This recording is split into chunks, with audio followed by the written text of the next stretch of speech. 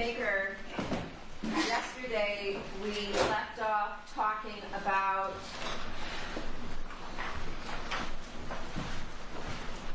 I think it's the 10th interview that you had on November 12th of 2024. Do you remember that? I remember we were talking about it, yes. Okay. And remember that I asked you if you had asked to hear statements played for you, and you said the statements that you asked to be played were those of Mr. Austin. Right, and they wouldn't let me hear it. Okay. But you told us that portions of his statements were read to you. Yes. Okay. What statements were read to you? I don't remember the statements verbatim. Okay, well, give us the gist. That he was there was a Perkins operation. It's a Perkins operation. That's the part I heard about talking to another cellmate. I see. And it was kind of nothing really. It was nothing really. It was nothing. That made me want to remember it. So all I remember was a Perkins. And the stuff they read to me was nothing. It wasn't even worth for me to remember. So I can't remember what was exactly said. It was. I see. Well, did you ask to hear certain types of statements? No. Okay. I wanted to hear. I asked him. I wanted to hear everything. Wanted to hear everything. That's what I asked him to. Why did you want to hear everything? So I can hear what he's saying. So you could again frame your answers around what he said? Objection, that's argumentative. I'm going to allow this. No. Well, no.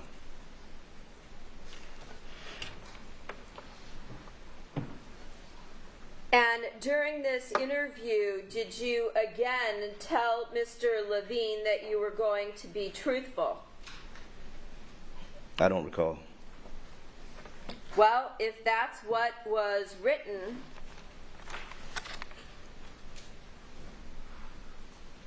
Baker said that he understood and agreed to provide truthful information. Does that refresh your recollection? Not really, but I don't recall. If he said it, it was in the paper. I probably said it. Because again, as we talked about yesterday, you wanted them to use you, to call you as a witness, and so you wanted to tell them what they wanted to hear, correct? Not 100% correct, no. Okay. So you didn't want to tell them the truth? I did, regarding the actual connection between me and Monica. I did. Anything with dealing with JB and Chris, not yet. Well, on this date, you changed your story up after hearing that Austin was arrested and that you were provided with portions of his Perkins operation, right? Or whatever was read to me, yes. Okay. And so your new version was you admitted that Austin was Jaybird, correct? I can't remember. Eventually I did, yes. Eventually. I just can't remember. Was it that day? I don't remember. But I did admit to it. Do you need me to show you the report? Not really, because I didn't write the report, so I don't know. Okay. So after you listened to them tell you about what Austin said in his Perkins operation, you then told them that Austin was Jaybird, correct? I eventually told them, not knowing nothing about this report or all that, I did eventually tell them, yes, he was Jaybird. Okay. And I know you haven't read the reports. You told us that they never gave them to you to see if they were correct, right? Correct. And they never showed you the notes if they took any of what you said. Correct. Okay. And you told them that you had lied about Austin because you were trying to protect him, correct? Correct.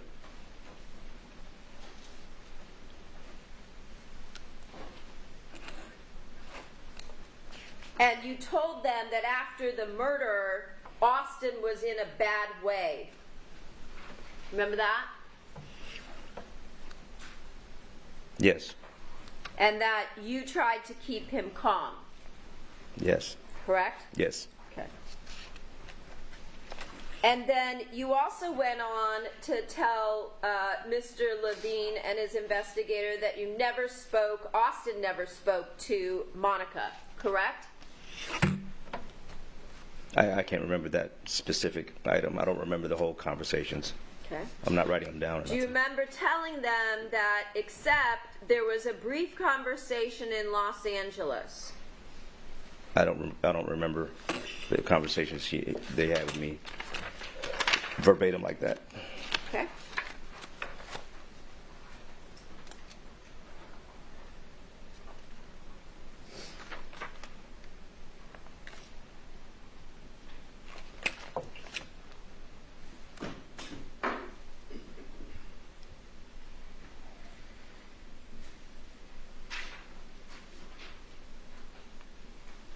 Showing you the portion of that statement.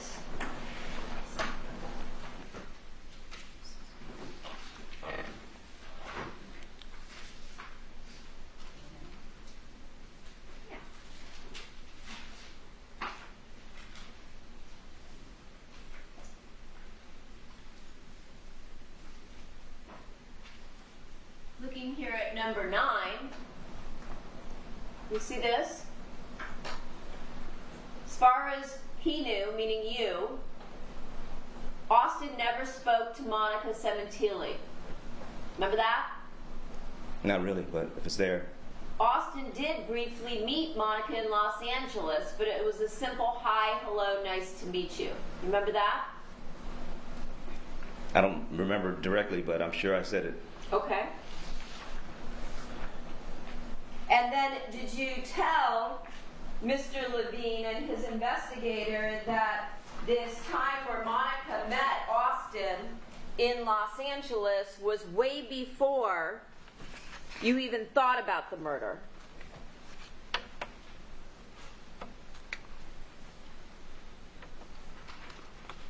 Do you remember that? No, not offhand.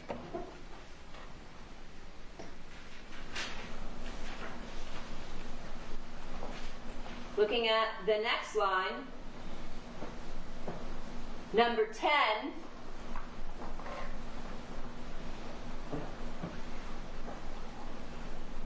you see where it says, that was way before Baker said he even thought about the murder. He believes it was 3 months after he and Monica started their affair. Does that sound like what you told them? This was just last November. I can't remember what I did yesterday. Okay. And, well, you were here. Yeah, I know that part. I know that much. So, again, I don't know if the. it's I in don't. the report, it would be something you said, right? We really didn't pull out. No. So it would be a lie? No. Mm-mm. Okay. It's just general discussion. We were just talking. Okay. Well, They and myself. but So, here it's reduced to writing. and it was their writing exactly. Right. Okay. So did you say that?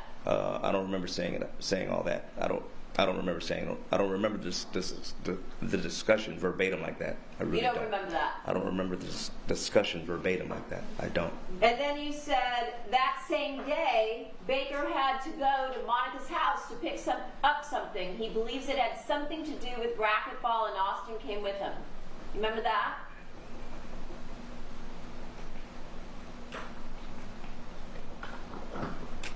I know. No, I don't remember the verbatim discussion like that. But I do remember we talked about something like this. I don't remember exactly how the verbiage went. Okay. Well, I showed you that the words way before are actually in quotes, right? So that means it would be attributable to you, right? I didn't write this report, so I understand that, but you gave statements on numerous occasions, Yeah. right? I gave statements. Yes, I have. So you're saying that you have no recollection of saying those things. I'm not saying. I just can't remember. I might have said it. I just can't remember verbatim discussion of this. All of the whole discussion. I just don't have it in my head and have it written down like Okay. that. And then, did you also tell Mr. Levine that Austin would meet you in Las Vegas a couple times a year. Months prior to the murder on one trip. Like we talked about here in July of 2016. I remember talking to him about going to Vegas with him. Okay? Months prior to the murder? I don't remember if it was a timeline discussed. Okay, well, I'm not saying it didn't happen. I just don't remember it.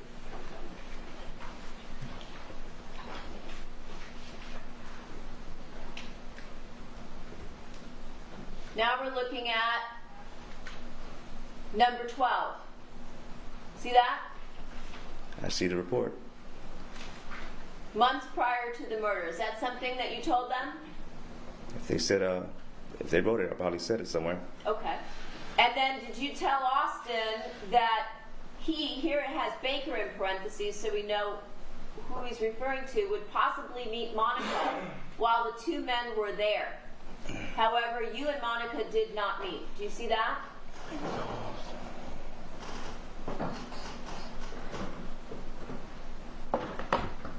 Yes, I see that. Again, is that something that you told them? Sounds like it. So that part you do recall. Yeah, it sounds like something I would say. Okay. I just don't remember the exact verbiage. Okay. So now, putting all of those in context, does that remind you that you talked about with Mr. Levine that Austin briefly met Monica in Los Angeles? So we're going back over that. Yeah, we are. Read that again. Ask the question one more time, please. Austin briefly met Monica. Objection is misreading the... It's a rule. It says Austin did briefly meet Monica. Is that what you said? In Vegas or somewhere else? In Los Angeles. I showed Oh, it to okay. you. Yeah, it may have happened. Could have happened at LA Fitness. Yeah, could have happened. LA Fitness. Yeah, Okay. because I did bring him to the gym. And then you said that was way before you even thought about the murder. Remember saying that? I don't remember this discussion, but I may have said it. You may have said it. Yeah. Okay. And you said you believed it was 3 months after you and Monica started your affair. That could have been the discussion. Okay. And that same day, Baker had to go to Monica's house to pick up something. Tell him that part too? I don't really recall that. That part you don't recall. No, I really don't. I don't remember this whole discussion. Okay. And you believe that it had something to do with racquetball. Does that change your answer at all? I don't remember the whole discussion. I really don't. And Austin came with you. We probably discussed it somewhere along the line. I just don't remember Okay. the exact verbiage. But again, you told the jury all this the other day. Yeah, I'm telling the same thing. I don't remember the exact verbiage. Okay.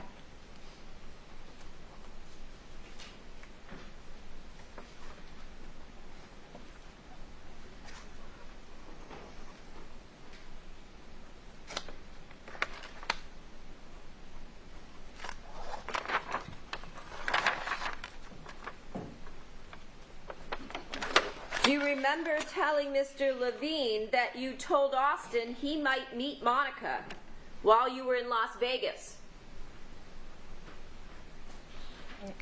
I don't remember that discussion either.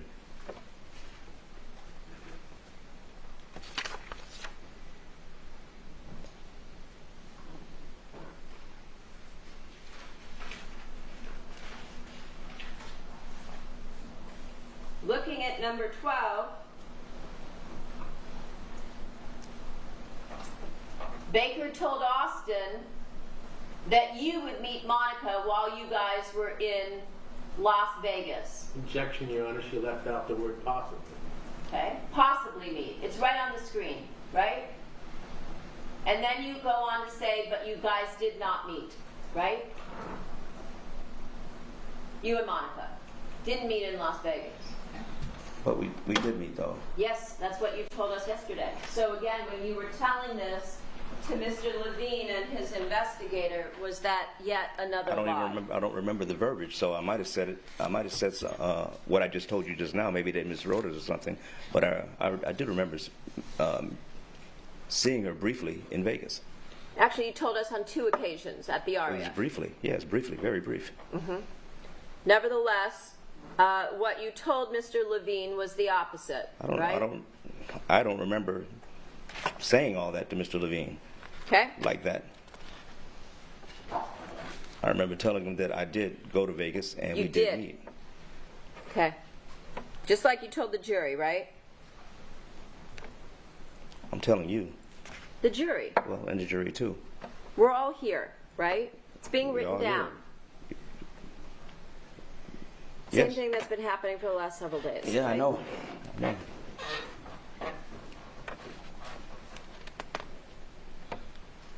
And then you also told Mr. Levine that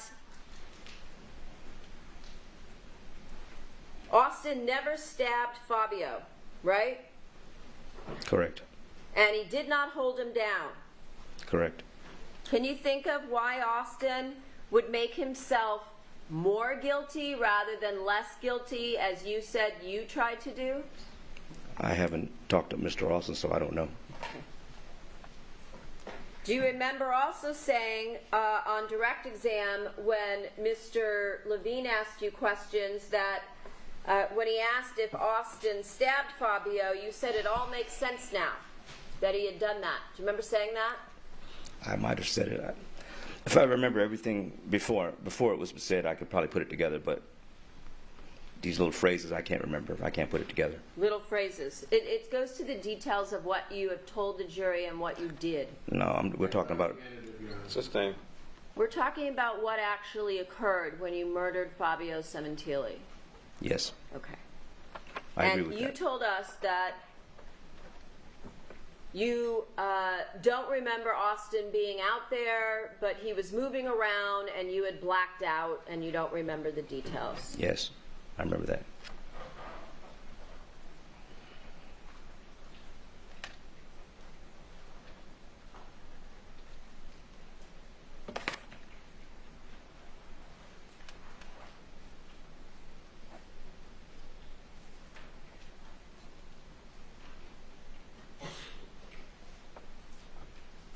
Do you also remember telling Mr. Levine and his investigator that Austin was never out on the patio? During the murder, yes. At any point in time during that day? We didn't discuss all that. He asked me. I think it was about the murder. Okay. Well, the day of the murder, did you tell them that Austin was never outside on the patio where and when the murder took place? There's something missing out of this.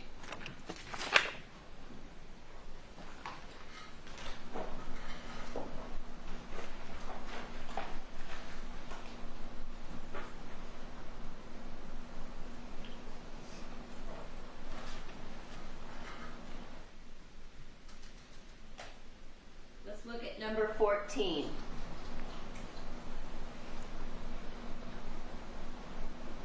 This is what we just talked about. Austin did not stab Fabio, nor did he hold him down. Baker said he alone stabbed Fabio. Austin's job was to be a lookout. Baker said that Austin was never outside on the patio where/when the murder took place. Does that refresh your recollection as to what you told Mr. Levine and his investigator? Yes.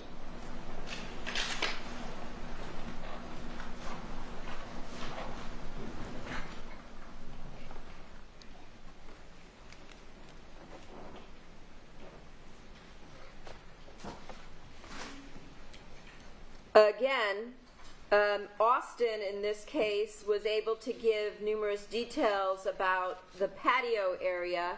Did you ever tell him what the patio looked like, or what the crime scene looked like, or what had happened on the patio with Fabio, such that he would know the details?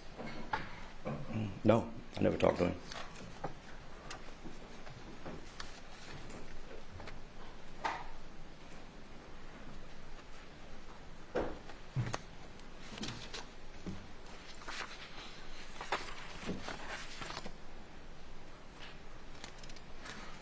And then you went on to tell Mr. Levine that Austin knows next to nothing about the actual killing and why you did it, correct? I can't remember, but if it's in there, I probably said it. Okay.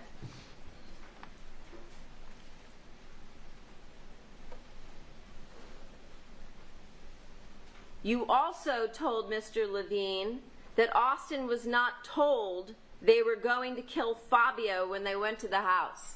That would be a lie, right? Say again? That would be a No, lie. no, the beginning part. The beginning part again. You never told Austin that you were going to the Sementilli house to commit a murder.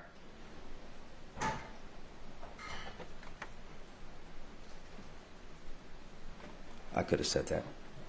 That would be a lie, Yeah, correct? I could have said that. Again, that would be a lie, correct? Yeah, I just didn't want to give him any evidence, that's all. So again, this is after you said you knew that Austin had been arrested and interviewed, and so you weren't trying to protect him anymore, but yet you still lied to Mr. Levine and his investigator. I was still trying to protect him. So rule. Correct? I'm still trying to protect him, yes. Still trying to protect him. Mm-hmm. Okay. Because the truth is, he did know, right? You told him. That he was going to be a lookout, correct? For a murder. Yes. Okay. And then you said that you only told Austin you were going to rough up Monica's husband because he had mistreated her. Is that again yet another lie? I did say that. Okay. Again, another lie?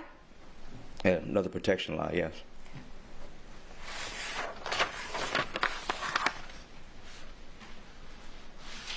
How does claiming the victim mistreated Monica protect Austin?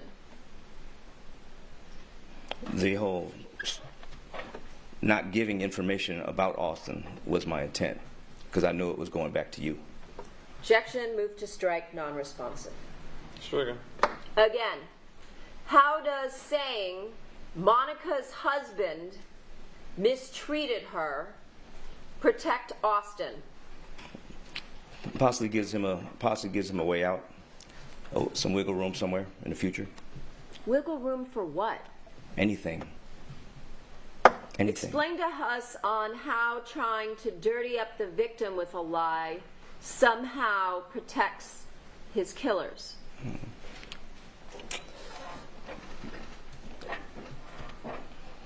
I really can't. It would be too. You wouldn't let me explain it if I tried. I've asked you multiple times now to do so, sir. You have the opportunity right now to explain how trying to dirty up Fabio with a lie somehow protects As far as dirtying you up- or Austin. As far as dirtying up Fabio, I wasn't really trying to do that as much as you say it was. That part about what was going on with her and him, I still couldn't put my finger on. I really think there's something going on. There was something going on there the whole time. I In just your didn't know what. mind, you think there was something In my going mind, on? yes. In my mind, yes. Okay. And is that, again, another lie that you are, again, telling to the jury to try and dirty up a completely innocent man who was slaughtered by you sitting on his back patio? I'm just telling you the truth now. I'm swore to this now, so I'm swearing to it. I swore to it, as I'm telling you. I just felt that way. I really You did. felt that way. Yes, I did.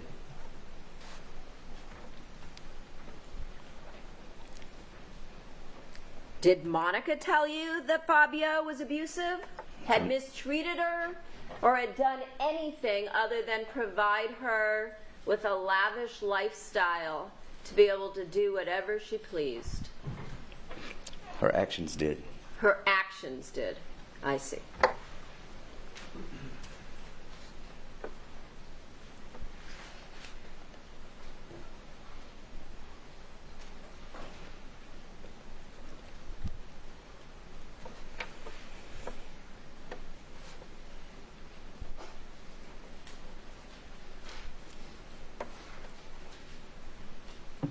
Did you also tell Mr. Levine and his investigators that at that point you told Austin to get into the passenger seat of the Porsche? I probably told him that. And that you drove it away? I probably told him that. Okay.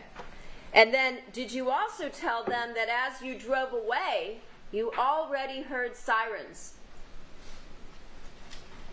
I probably did. As That I'm would driving be a lie, away. correct? That would be a lie. That I didn't hear sirens.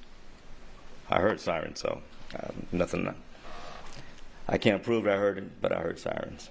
Okay.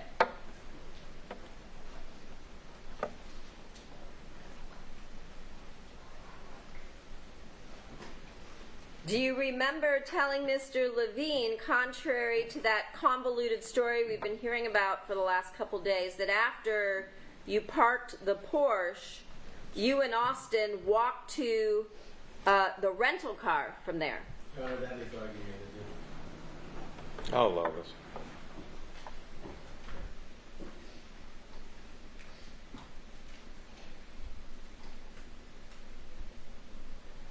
Yes.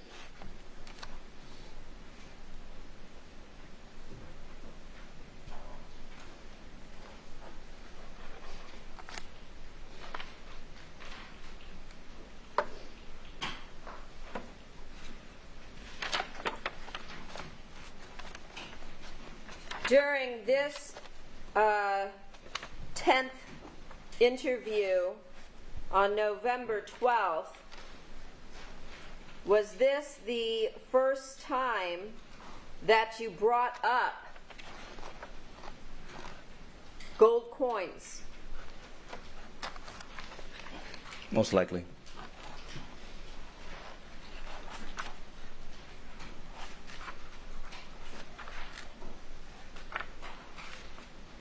When you say most likely, do you recall, again, contrary to what you've testified to, telling Mr. Levine that the gold coins were in the house? Contrary. Not on the patio. Question one more time, but the contrary thing threw me off for a second. Can you state the question again? Do you remember telling Mr. Levine, contrary to what you've testified to here, that the gold coins were in the house?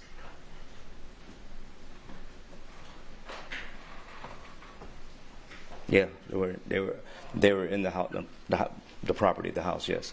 In the house, not on the patio. Two different places. We didn't. I don't remember talking about that specifically. You don't remember? I don't remember talking about that specifically. I can't remember that. I can't remember.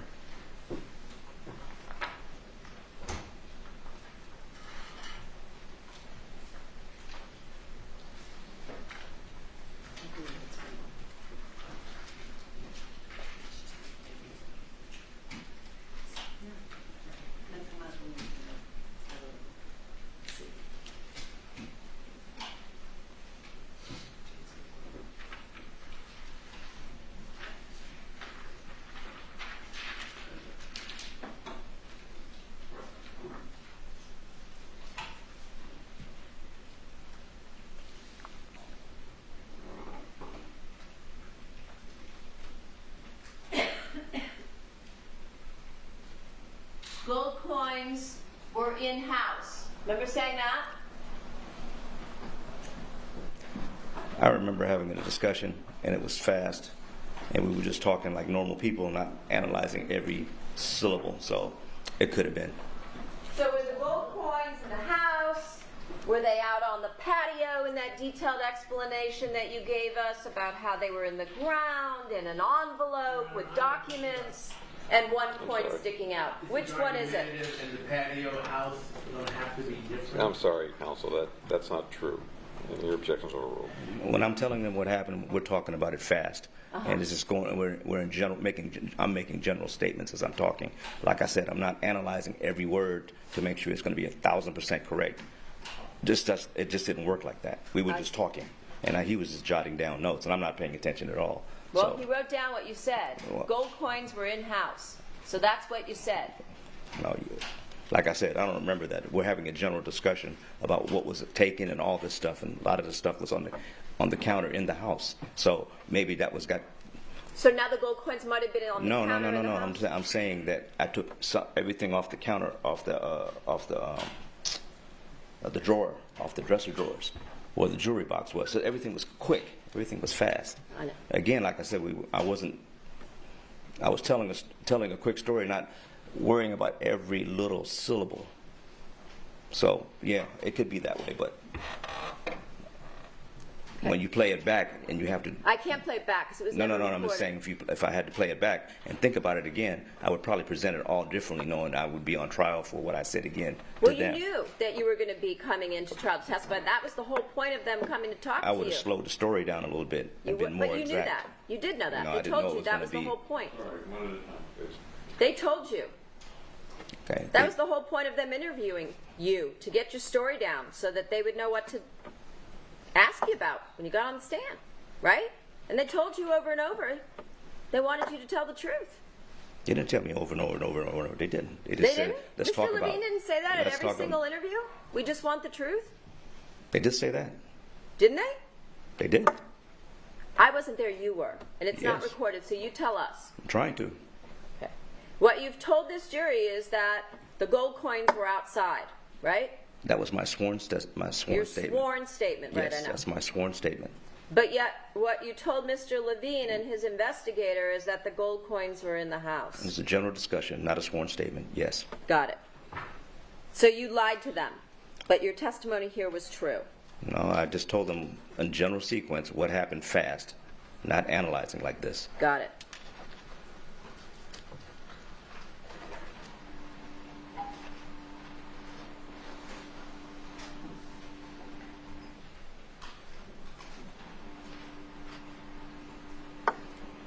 Did you also tell Mr. Levine and his investigator that you drove the rental car with Austin back to your apartment? I probably did. So which would be true? That you left him at a bowling alley with the rental and then you walked home? That you drove the rental back to the apartment, or some other version? The sworn statement I gave you is the truth. The sworn testimony. Yes. The one where you went back and forth with respect to the bowling alley, maybe not the bowling alley.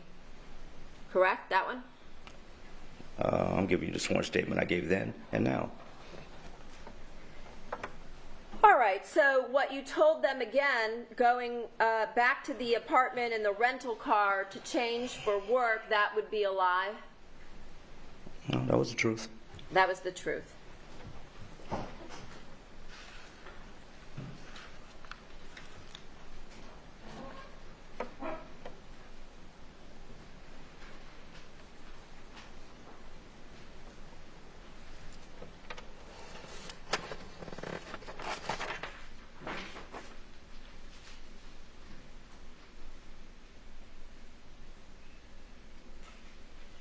Now,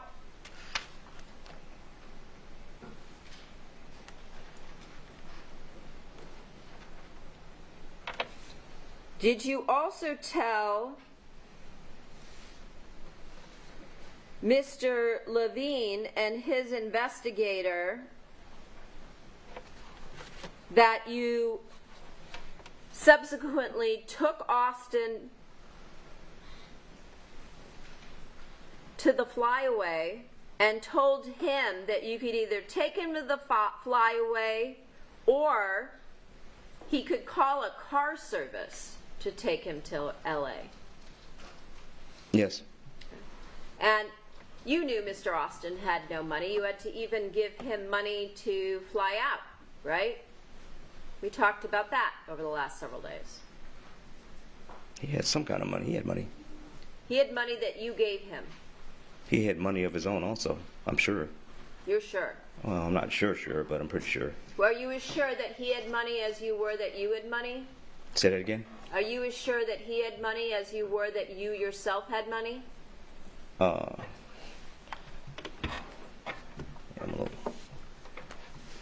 I'm sure he had some money. Okay.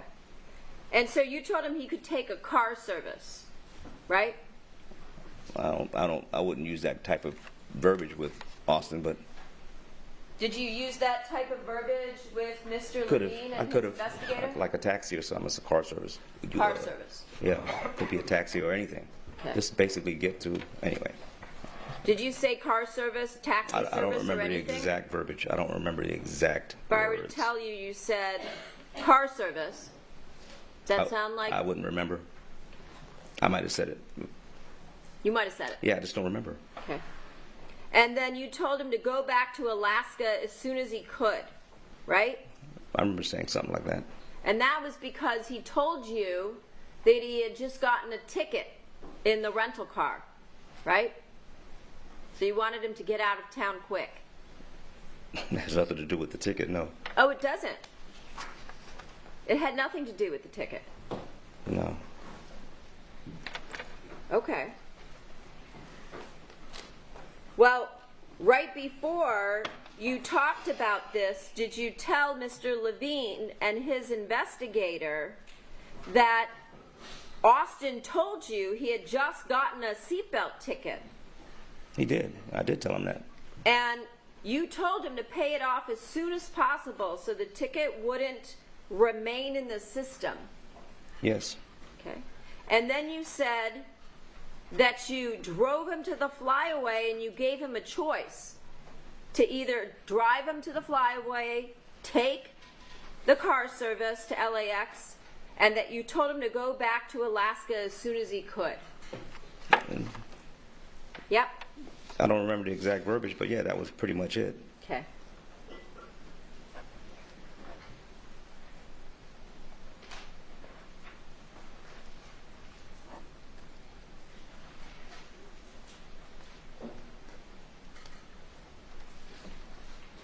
And then did you also give Mr. Austin money to purchase a burner phone?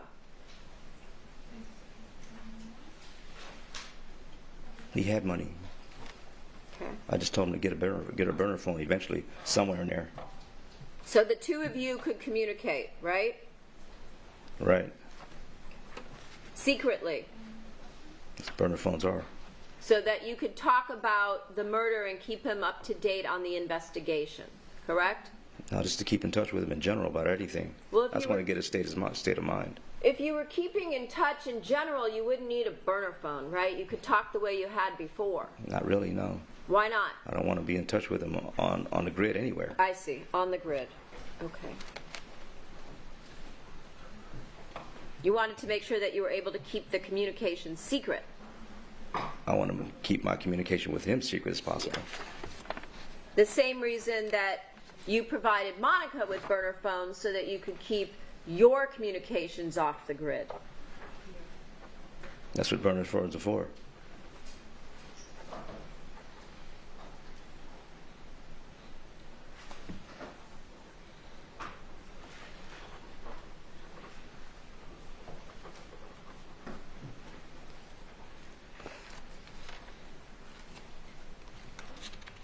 Do you remember telling Mr. Levine and his investigator that you drove the Porsche to the spot where it was later found, walked from there to Ventura Boulevard, and took a bus back to where you left the rental car? Yes, I remember that. So would that be true, or is the story you told to the jury the truth? That's the truth. Which one? The one I told to the jury definitely is. Okay, definitely. Not the one you told to Mr. Levine. That one was the truth also, according to that statement, yes. Well, the problem is that you never mentioned the bus. To in where? your- Oh, here? No one asked. Oh no, I asked. We've gone through, as you accused me of yesterday, in a lot of detail as to what you did, how you got there, where you went. We've gone over this in detail numerous There's times. nothing wrong with me telling you I took a bus, so I don't see why I wouldn't tell you. I see. But you didn't, is the problem. So again, Objection, that's argument. Sustained. did you take a bus to get home, or did you walk, or did you take some other vehicle? I took a bus from Ventura Took a to bus. where the car was to get home.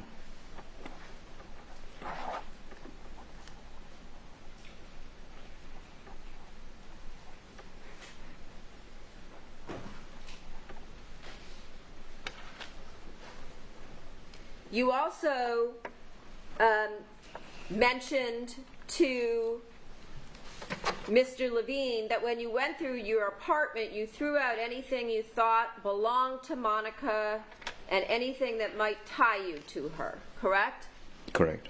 However, you did not clear out your Dropbox, correct? My Dropbox. You in my house? Your Dropbox. In my house? You know what a Dropbox is, sir. I've got to be sure with you, because we went from my house to something else. Objection, move to strike, non-responsive. Sustain and stricken. Again, you did not clear out your Dropbox. What Dropbox? Yours. I can't be more specific than that. What do you mean, a Dropbox? You have a Dropbox that contained numerous photos of you and Monica. My internet. Does now. that ring a Internet. bell? Yeah, internet now we're talking about. Yeah, I thought we were talking No, about it's the house. not the internet. It's called Dropbox. I know, but Objection, Your Honor. He's answered the question. Yes, that's going to be an argumentative. Sustain. You didn't clear out the Dropbox. no. But you told Mr. Levine that you cleared out everything that would tie you to Monica. So that would also be false. In my correct? house, yes. But we didn't talk about a Dropbox. Okay.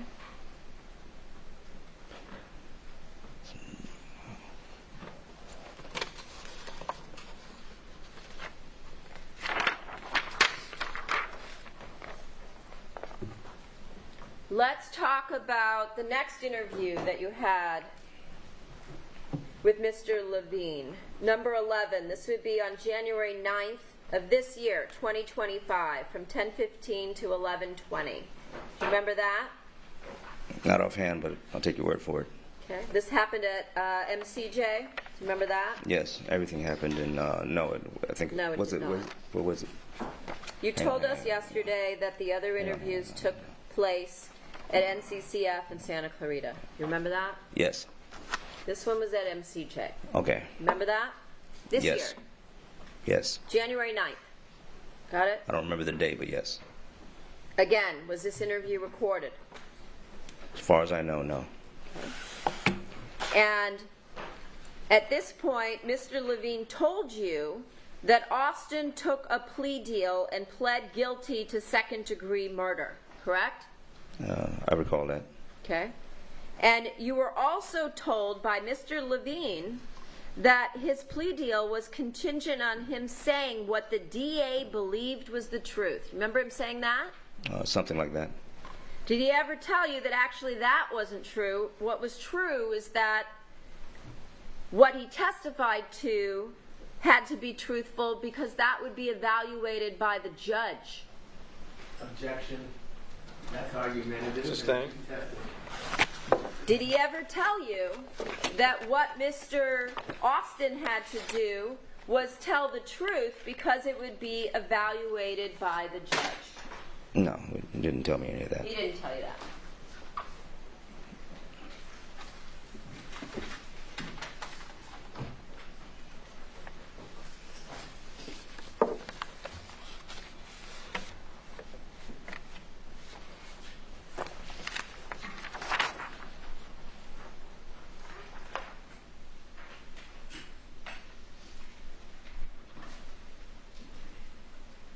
At this point, were you also told about the fact that Mr. Austin told law enforcement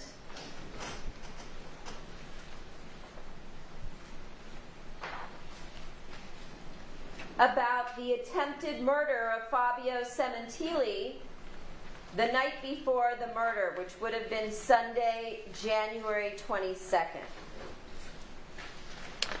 He probably did tell me. I'm sorry? He probably did tell me.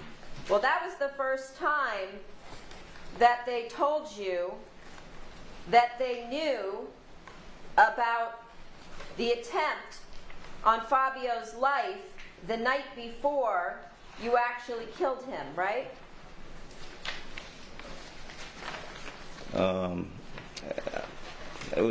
It was talked about somewhere in there. I just don't remember what day it was. Well, you never brought it up in any of your I can't interviews. recall. I just can't recall. Okay. If I were to tell you that you never brought it up with Mr. Levine, does that refresh your recollection? Not really. I'll just have to take everybody's word for it because that I don't remember. It's too many details.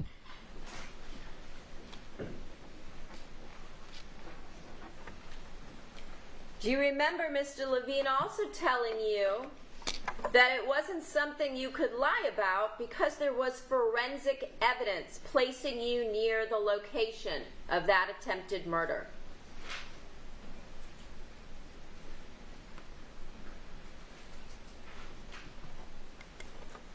I don't remember saying that.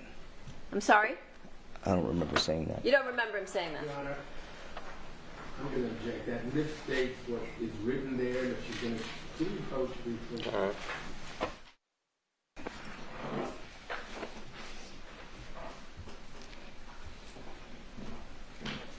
Do you recall Mr. Levine telling you that there was forensic evidence linking you to that location where the attempted murder happened the night before? I don't remember. You don't? I don't remember him saying that. I just can't recall it. Looking at number 4, do you see this? Yes.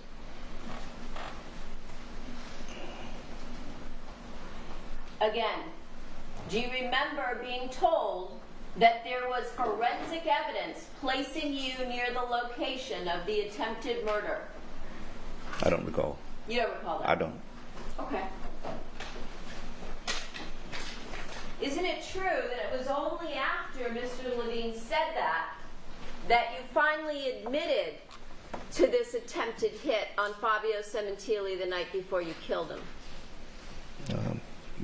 Could have been. I just don't recall it.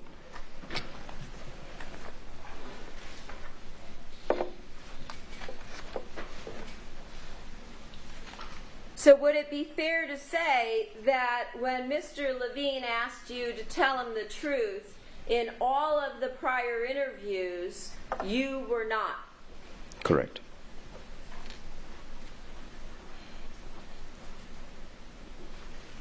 Once you knew that there was actual forensic evidence proving you were at a location, that was when you finally decided to come clean about the attempted hit, right? You could say that.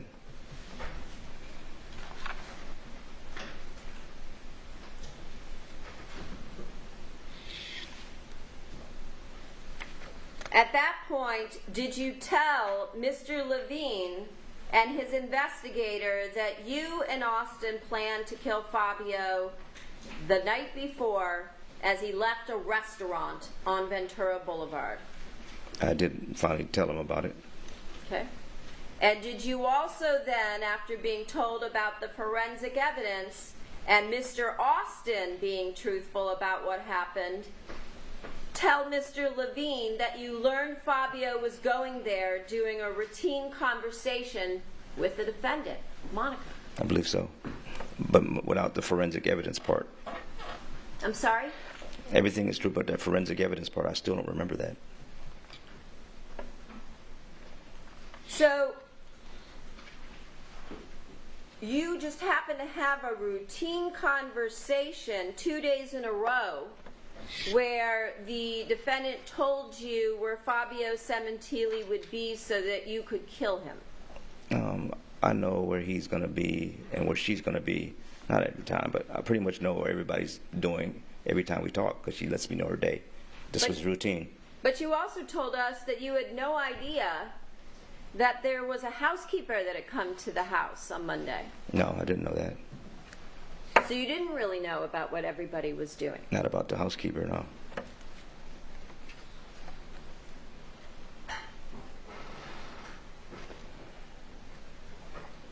And did you also tell Mr. Levine that you remembered that Monica said this about Fabio going to a restaurant at some point previous? I'm not sure it was saying or texting. It's probably texting more than saying. Texting via Viber. It has to be Viber, yes.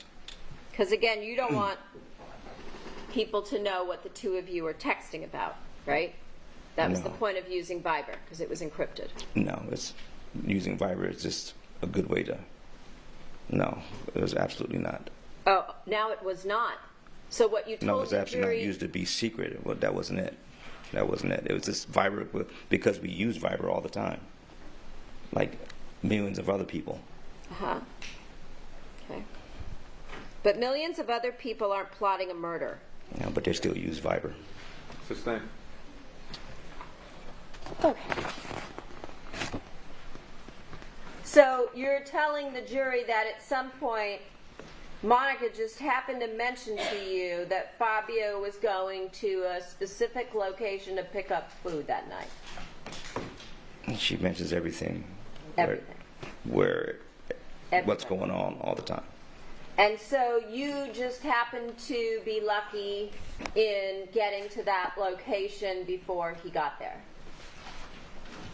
Again, I got an indication. I know the GPS. Yes. Well, you told us earlier that you didn't really look at the GPS because you left your phone home that night so you wouldn't be traced, right? So it really didn't have anything to do with the GPS. I said I had a burner phone, but I don't remember using it that day. I don't remember. I can't remember. But I usually always track them that way. I track the cars.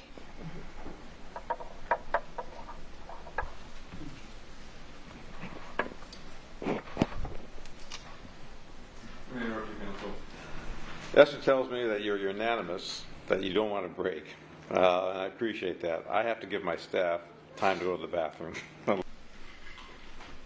you, on this interview, January 9th of this year, do you remember telling Mr. Levine and his investigator that what Austin had described happening was correct that night? That you Probably- went to this strip mall in order to kill Fabio? I probably said something like that somewhere. Okay.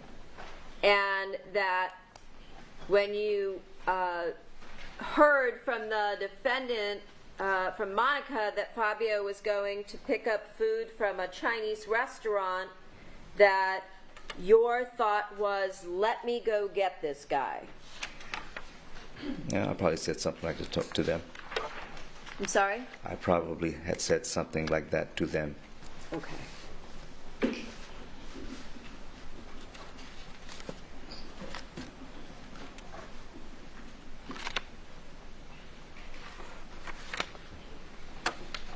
During this same interview where you were told that Austin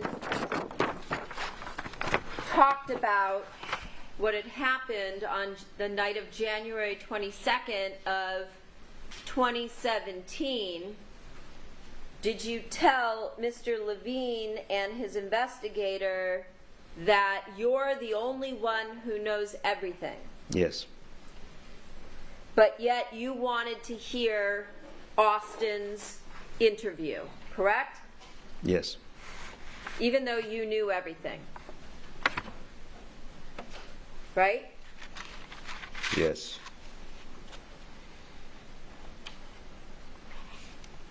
And on this day, were you provided with a recording of Austin's statements that he made here in Los Angeles regarding the January 22nd, 2017 attempt to kill Fabio?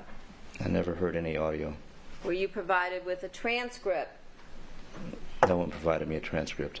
where you read anything regarding his interview about January 22nd of 2017. I don't remember what dates, but there was pieces of some type of transcript read to me, pieces of it, and I don't remember what day it was.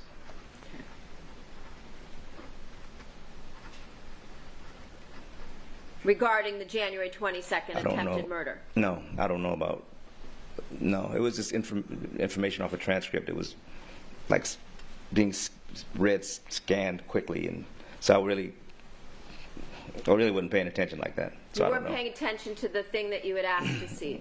No, not at that time, because it wasn't. It didn't sound like anything. It didn't sound like anything. Yeah, it didn't sound anything. No, it didn't sound like anything. I don't remember even what was being read to me. I really don't. Okay. But you recall there being pieces of his transcript being read to you. Yes, and I don't even know what day it was. It was only one time. It was, I think it was just one time in the CJ when it was read to me in pieces, and I couldn't even hear him. You couldn't hear I really who? couldn't. No, I really even couldn't hear him. Weren't they sitting right next to you? They were sitting in front of me, in front of a glass and mesh, and he was kind of mumbling, so I didn't really hear it.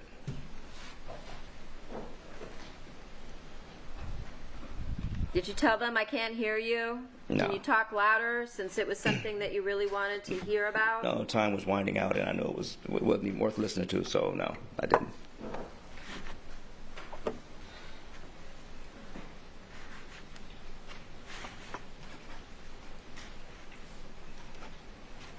I don't even know what day it was, which day that was. Okay.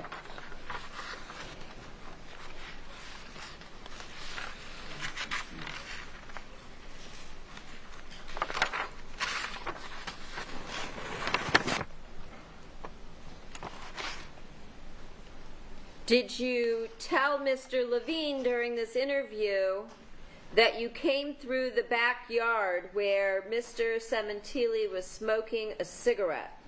It was one of the interviews. I don't know which one it was. Okay. Or a cigar? He was smoking something, but I'm sure it was a cigar. Smoking something, but you're sure it was a cigar. Why are you sure it was a cigar? Because I when you don't previously... remember exactly what it was, but I know he was smoking something, and I'm sure it was a cigar. So now you're sure it was a cigar. Yeah, because he only smokes cigars, from what I understand. How do you know that? Because she told me this.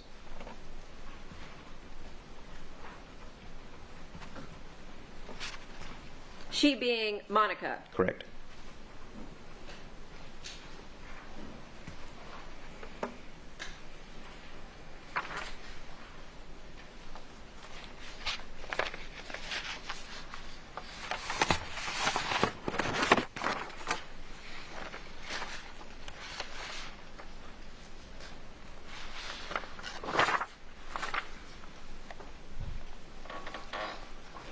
Did you ever tell Al Birdsong that you were going to go to a country that had no extradition? No, I don't remember that. No? I don't remember that. Did you ever tell him that Monica was going to pay you $25,000 to kill her husband? Absolutely not. Absolutely not. Yeah? Yeah, absolutely not. Okay.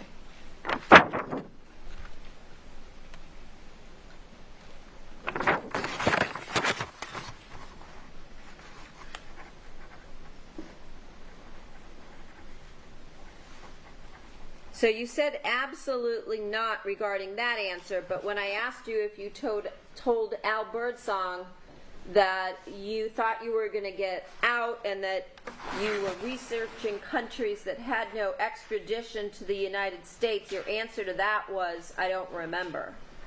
Does that mean you might have said that to him? About the 25,000, absolutely not. Objection, move to strike, non-responsive. Stricken. Again, did you tell Al Birdsong that you were researching countries that had no extradition to the United States for when you got out? I don't remember that. You don't remember. So you might have. I don't remember ever saying nothing like that. Okay. Did you tell Al Birdsong that Monica was shopping during the murder? No.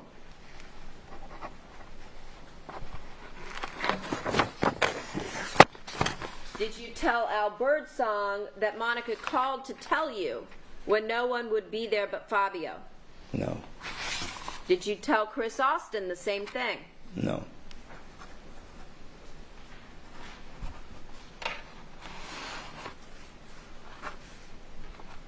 Did you ever tell Al Birdsong while you were in jail that you wanted him to be your investigator so he could see all the evidence and help you get around it? The around part, no. The investigator part, yes. Why did you want Al Birdsong, who worked for Homeland Security, to be your investigator? So I could see the discovery.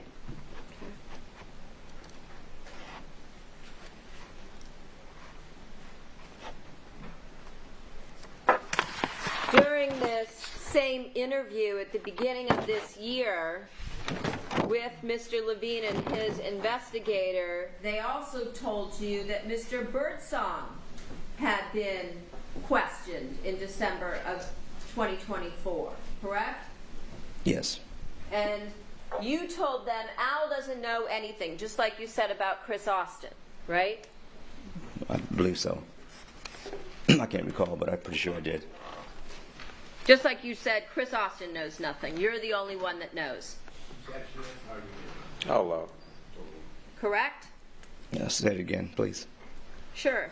You told them Al Birdsong doesn't know anything, just like you said about Mr. Austin, and that you're the only one that knows everything. I can't combine those two answers in that whole thing. Did you say that? Yes or no? One is yes and one is no. Which part's yes? The one where Al doesn't know anything, yes. Chris did. You actually told us that you did tell Mr. Levine that Chris knows nothing. At one point, yes, I did tell him that. And that you didn't tell him even that you were going to the house to commit the murder. Remember we went through all of this? Yeah, I did tell. A few minutes I did before? tell. Yeah, I did tell Levine that, Mr. Levine that, in his party. So you lied about Chris Austin. To Mr. Levine, yes. And you lied about Al Birdsong.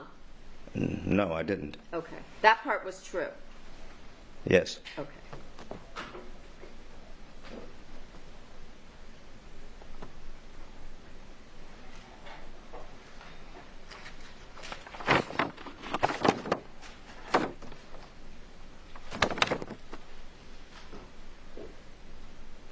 Did you ask to hear Mr. Birdsong's interview? I can't remember. That would be standard for me, yes. It's pretty standard. I can't remember, but I would ask for that. And then would you once again not listen when they told you about the interview? I didn't hear anything. You didn't hear anything. No. And you weren't read anything. I wouldn't read anything about Birdsong, no.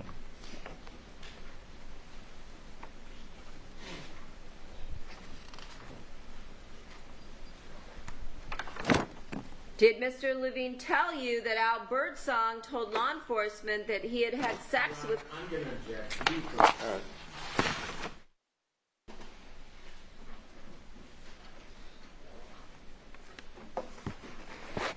Did you tell Mr. Levine that Birdsong was a mission specialist I believe so. and that he does logistics for agents? I believe so.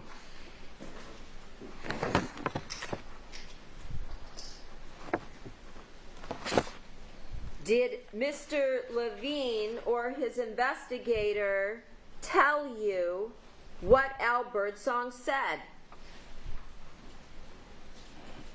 They mentioned a few things. I just remember off. What things did they mention I to you? don't recall. It wasn't even in my brain worth noting. Did you tell Mr. Levine and his investigator, I need to hear the audio or see the transcripts? Standard, yes. Okay. And you're saying that they told you what he said, correct? Very briefly, small pieces, but I don't even remember what it was. Did Mr.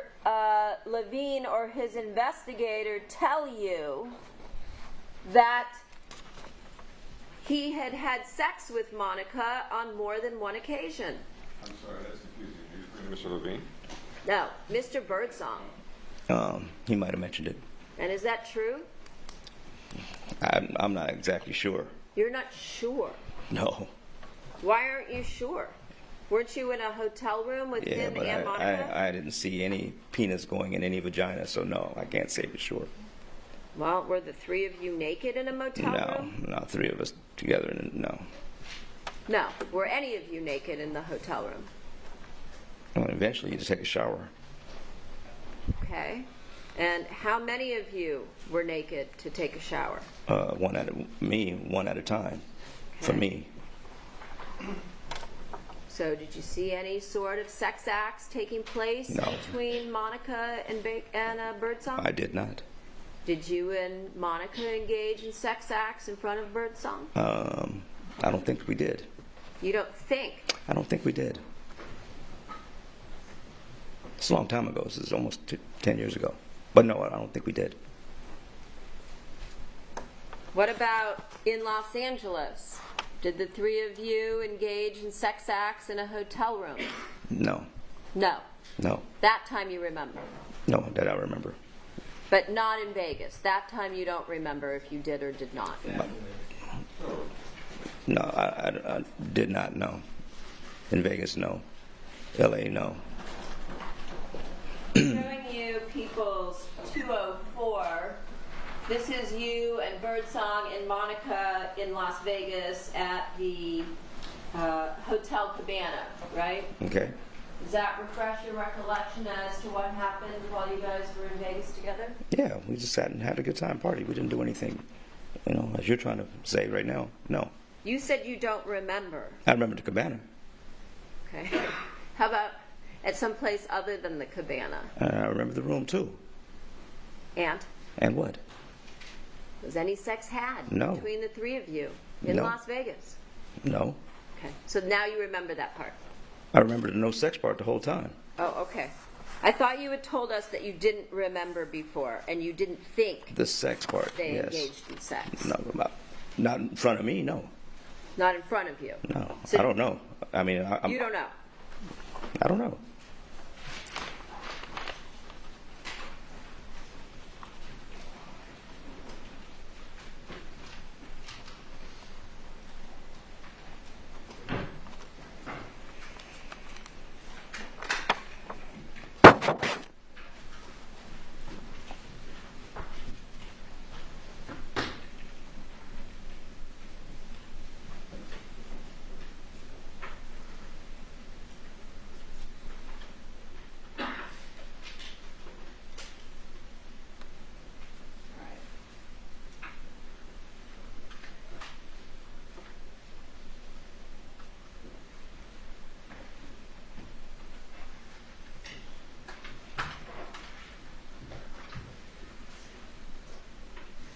Did you tell Mr. Levine and his investigator that you and Monica never discussed Fabio's life insurance before the murder, but that you did discuss it after the murder?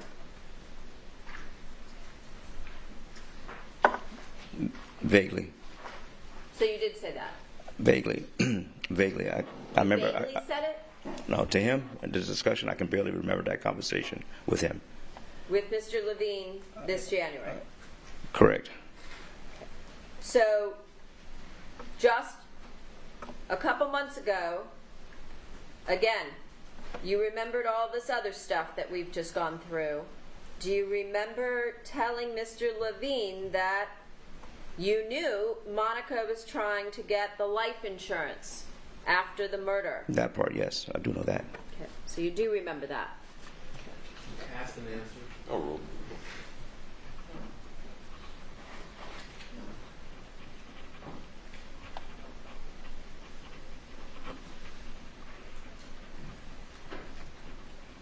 And you had conversations while you were in Las Vegas with Monica and Ron and Michelle Ray about Monica buying a property or a house in Las Vegas where you would live, right?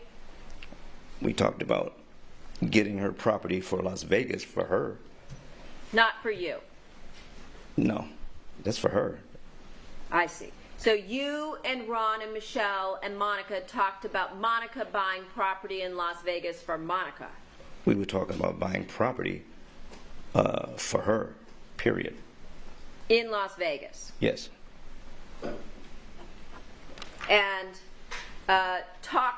did you talk to Ron and Michelle about maybe Michelle being a real estate agent helping Monica out to buy, show her around and show her some properties? It's a long time ago, probably. I don't remember. I can't be direct, but I'm sure we did. I can't be sure. It's a long time ago. But I know we did talk about getting property for In her, Vegas. for Monica.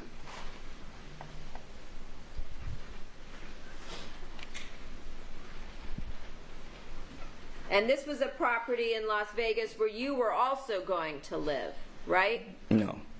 This So was if- specifically for her. Well, you told Ron in a message, as well as during a lunch in Las Vegas, that you and Monica were going to be living together, right? I don't remember the conversation. And when Ron asked for Monica's last name, you said just put Baker in your phone, right? I don't recall. You don't recall that. This is 8 years ago. I don't remember all this. Do you remember Monica writing in red lipstick on your bedroom mirror, Mrs. Baker, I don't remember that either. in 2016? I don't remember that either. You don't remember that? I don't. It's a long time ago. Bless you.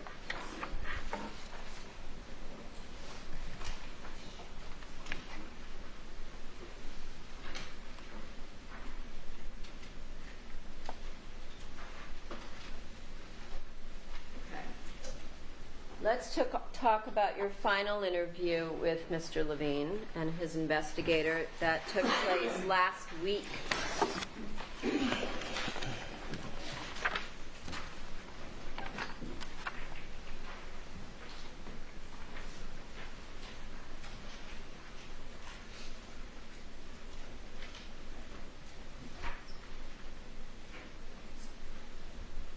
The report says March 11th, the notes say March 10th, so one of those 2 days at the beginning of last week. Do you remember which day it was that you spoke with Mr. Levine and his investigator? No. So you don't remember if it was last Monday or if it was last Tuesday? Sometimes I don't know what day it is in that jail. Okay. And do you remember being interviewed both in the morning and in the afternoon? Twice that day. I remember the evening one more than anything. Okay. Do you remember also being interviewed at 9:42 in the morning? Not really. Okay. Not Do you really. remember telling Mr. Levine's investigator that you and Mr. Birdsong would talk about old cases, and TV, and hypothetical situations in person? Yeah, just general conversation. Hypothetical murder cases, correct? Hypothetical, everything. Okay. Just general conversation guys have. You were just having general conversation. We always do. Okay. And on this date, Did she read the entire sentence? Yeah. Again, if she doesn't, you can. again, on this date, whether it was March 10th or March 11th, was it recorded, either one of those sessions? No. Not that I know of. And were notes taken? I think so, yeah. By who? Probably by Mr. Dawson. Did you see that? I can't recall. I wasn't paying attention to all this. Did you take any notes? I can never take notes. Okay. Did he go over with you any notes that he had taken? No. No.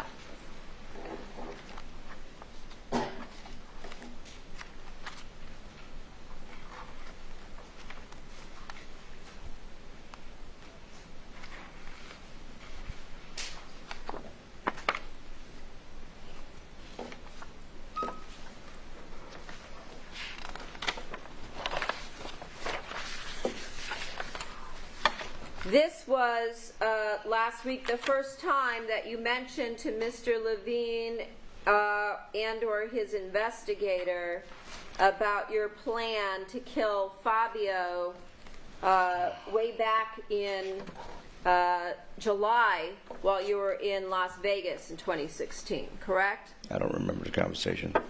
This was last week. I know. I'm telling you, I don't remember. My memory is gone. It's been this way for a while now. Okay. And do you remember them telling you last week that they needed to know the entire truth before they call you as a witness? That was standard for them to say that. Okay. And then during this interview, did you tell them that you had told Al Birdsong about Monica and the fact that she was married and your girlfriend during your 2016 summer visit to Las Vegas? It's possible. I don't remember, but I don't remember the gist of the conversation, but it's possible. If they wrote it down, something like that occurred. Okay. And in the same conversation last week, did you tell them again for the first time that the thought of killing Fabio so you could be with Monica crossed your mind in the summer of 2016? I think I said that. I think I did. And that was during the same trip we talked about here, right? The one where you picked up Austin and the two of you went up to Al's. That would have to be it. That would have to be it. Okay. And then did you also tell them for the first time that that summer you bought a knife at Walmart or Target? Yes. And that it was at least 12 inches long? I didn't measure it, but yeah, Is that it was what big. you told them? It was big. And did you tell them that you were going to show the knife to Austin to test him? Yes. Okay. And then did you also tell them that you showed the knife to Austin while you were in Las Vegas, just like you've told us here in court? Yes. And did you also tell them that your plan was to stab Fabio because a gunshot would draw attention because of the noise? Yes. Did you tell them that Austin agreed to help you with the murder? Yes. And that he didn't flinch or express any doubts when you first asked him to help? Yes. Did you also tell them that you disposed of this 12-inch knife before the killing? Yes. Did you also tell them that in October or November you bought a smaller hunting knife? Yes. It was not a folding knife, correct? Correct. And you said this time the blade was no longer than 7 inches, just like you told us here, correct? Roughly, yeah. Okay.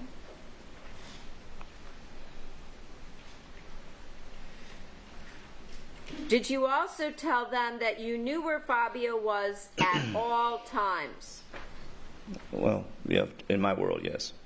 Yeah, in your world, that's what you told them, right? Meaning the term at all times in my world, yes. Okay. And what does that mean in your world? When it mattered that I knew where he was. I'm sorry?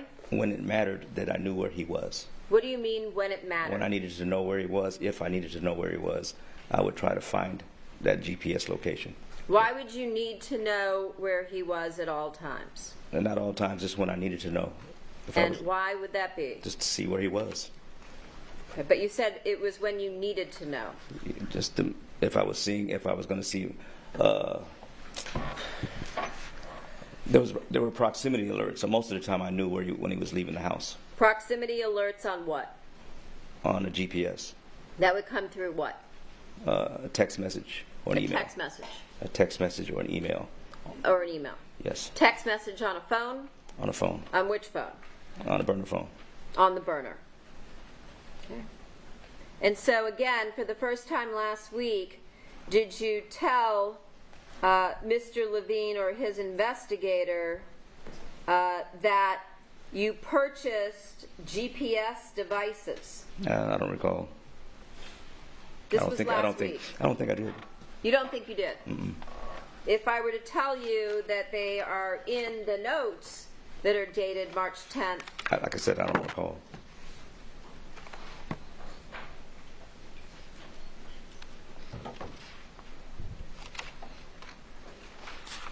well, since you mentioned it in your testimony, I assume that it would be reasonable that you would ask them as well, right? It'd be reasonable to ask them what again? It would be reasonable that you told them about the GPS, right? I just don't recall.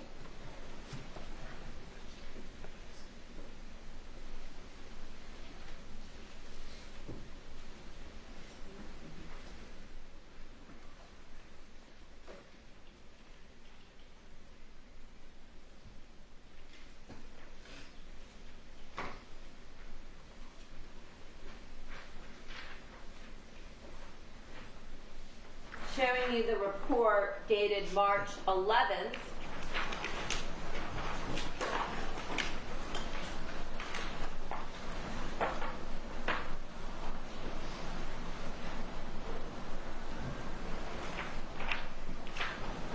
See this, number 9?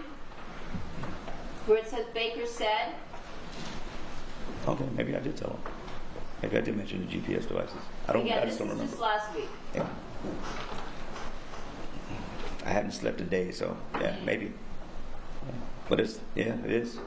So I did tell Baker said he knew where Fabio was at all times, and it did not have anything to do with Monica telling him. Right? Yeah, there it is. Baker had purchased with cash, not on Amazon, with cash, 2 GPS devices. I didn't want to tell him where I got it from. So you were still lying to him last week. About that. Apparently so. Okay. He placed one on the Porsche and one on the F-150 pickup truck. Correct. Okay. I can Those tell were him. the vehicles that Fabio drove. Okay. Yeah, I guess I did tell him. Baker could follow Fabio's vehicles on his cell phone, so he could tell if Fabio was nearby or if they might run into him when he and Monica were meeting clandestinely. Okay. Right? You didn't use the word clandestine, I'll bet, No. right? I wouldn't use that word.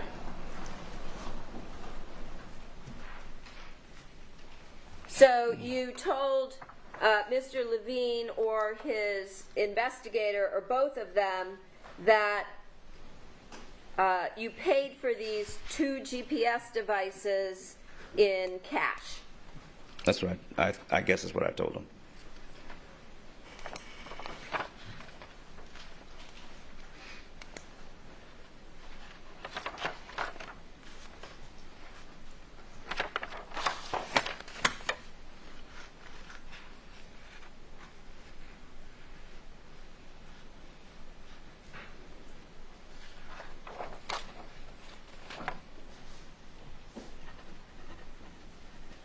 And you're telling us now that was a lie as well. About the cash part? Yes. Yeah. Because the reality was you said you bought them through some third party, right? Yes. The third party where you won't tell who, right? Correct. Okay. Somebody else other than you. Correct. And then, after mentioning this GPS for the first time, after 11 interviews, did you also tell them that you removed the devices at some point from Fabio's vehicles? Yes. When did you remove it from the Ford F-150? Well after the murder. is Well when- after. Yeah. It was still on the truck for a while. How long? Weeks. First opportunity I got. Bless you. Bless you. When the truck came near. When it was near, no, I'm trying to remember. It was either in Glendale. I think I took it off. I can't remember. In Glendale. I think it was in Glendale. When you went to meet up with Monica at the bar. Yes. Okay. And did she ask you, why are you... She didn't see it. You did that secretly? Yes. Okay. And when did you remove the GPS from the Porsche, if ever? If ever, huh? It was when I parked it the first time. When you parked it where? At the location at the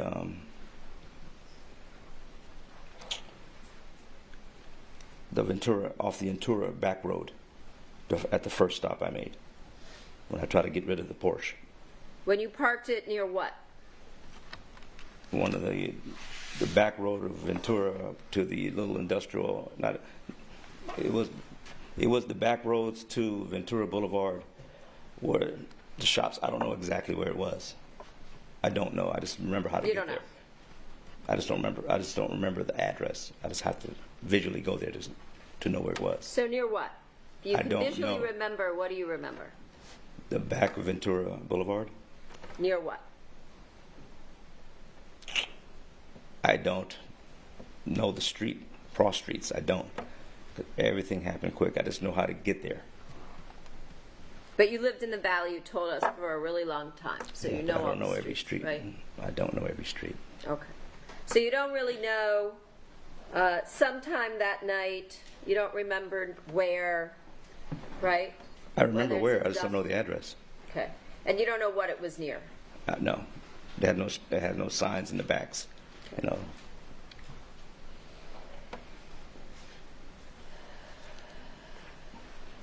Now, you also told us that you didn't see Monica during the holidays, and that made you upset, and that's why you decided to kill Fabio. But then again, you also told us that you were already planning it from the summer before. Do you remember having a conversation? It's facts, not an evidence. Planning, setting. Yes. Why don't you rephrase it? Sure. You told us that you planned the murder in the summer of 2016. You went out, you bought a knife, you sent money to Chris Austin in Alaska to come down. You picked him up, you drove to Al Birdsong's house in Vegas, and then you talked to him about the murder, just test him out to make sure he would be on board, and you showed him the knife, right? Something like that, yes. Okay. Do you remember during the holiday time prior to New Year's in 2016 having a conversation with Monica's sister after playing racquetball with her? I remember talking to Monica's sister at one point. I don't know all the dates. Do you remember her inviting you to their New Year's Eve party? I don't remember that. Do you remember telling her that you couldn't come because you don't drink? I don't remember that. You don't remember? I don't remember that conversation. I'm sure it happened. I just don't remember it. The statements that you made to her about not drinking, would that be true or a lie? For the most part, I didn't drink, but I did drink. When I was with Ricky, I drank. Yeah.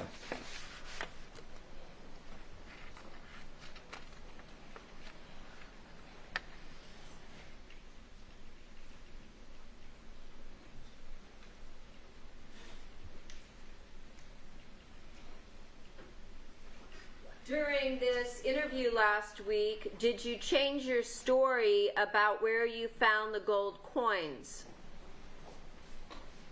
For here, no. I'm sorry? My sworn testimony, no. Last week, when you were speaking with Mr. Levine and his investigator, did you change your story about where you found the gold coins?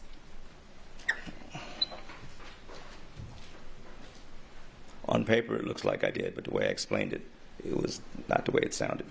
But it would sound like I changed it for sure. So is your answer yes?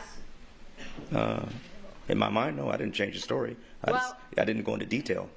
You did, actually. No, I didn't.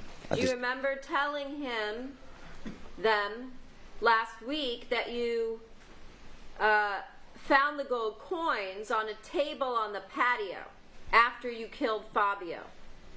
I could have said that. Okay. So, again, you added more detail and you said there was also some papers on the table. dealing with the coins. Well, it was in the envelope. It wasn't in the envelope. Again, did you tell them there was also some paperwork on the table dealing with the coins? I could have said that, but it was all together, yes. So you took the time when you were in this rush to read the papers. I didn't read it. So how did you know the paperwork dealt with the coins? I didn't know that. As you said. I didn't know that. I'm assuming that. I had no idea. You assumed it. Yeah, I didn't read it. I didn't care. I see. So last week when you had, again, yet another interview with Mr. Levine and his investigator, you told him that the coins now were not in the house. They were on the patio on a table with some paperwork on the table dealing with the coins. Do you remember that? That's what I assumed, yes.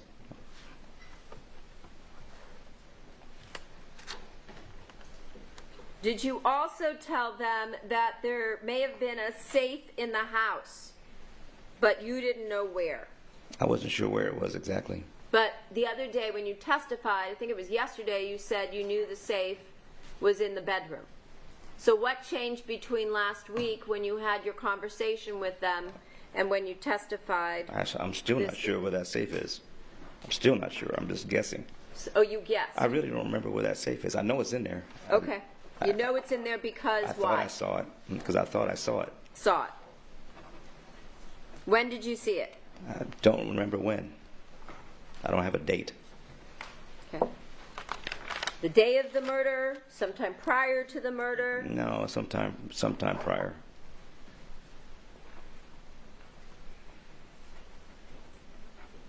Do you remember telling Mr. Levine and his investigator that on January 22nd, when you went out to kill Fabio through Chris Austin, that you parked in the rear lot of the shopping center? I picked him up at the rear lot of that shopping center. Okay. Do you remember saying that I don't you remember. parked there? I can't recall. If you told him that, would that have been true? That I was parked there in the back of the... No, I wasn't parked there, but I know I went back there.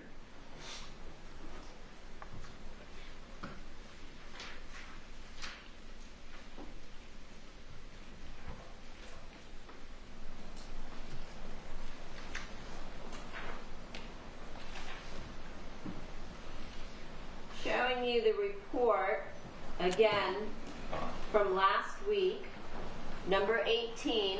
He and Austin drove to the Faux restaurant. Baker parked in the rear of the shopping center. Austin walked around to the front where the restaurant was located. Does that refresh your recollection about what you told them? Not really. I don't remember all this. There's too much information. Well, it's information you provided, right? Exactly, but to quote it like this, I don't remember what was before that or after it. There was a lot more being said besides all that one point. What did you say after that? I don't remember. It's just a lot of information. We were just rambling and talking and talking. You? Yeah, they would ask me questions. I would try to answer and then explain it. And so this is paraphrased. I'm sure it's paraphrased. Okay. And then do you remember telling them, right after that, a short time later, Austin came back to the car and he said he couldn't do it? Yes. And you said you figured that Austin either developed cold feet or there were too many people around, right? Right. And for whatever reason, Austin didn't kill Fabio that Sunday. Right. So here, contrary to the story you told the jury this week, you didn't drive around and go to some location nearby where you could keep eyes on the lot and the people. You stayed in the lot, and a short time later, Austin came back to the car. Right? Wrong. Okay. So you're saying you did tell them about driving around somewhere, parking somewhere between the two different restaurants on Ventura Boulevard where you could see things? I don't remember the conversation, but I'm sure I did. I don't remember the exact conversation because there's a lot of stuff missing from this. There was a lot more being said, so these are just paraphrased.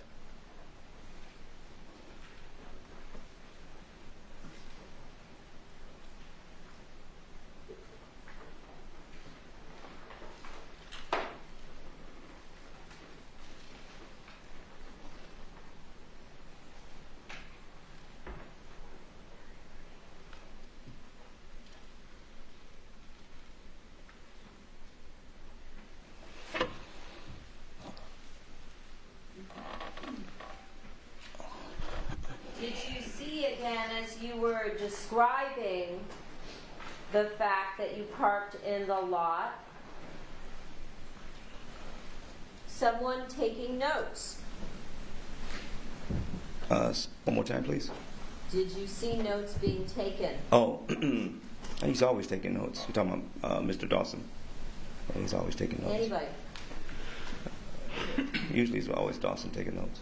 So your recollection now is that you did say that you were driving around in the area and parking on Ventura so that you could see things, as opposed to being parked in the back lot. I didn't park in the back lot. I picked him up in the back lot.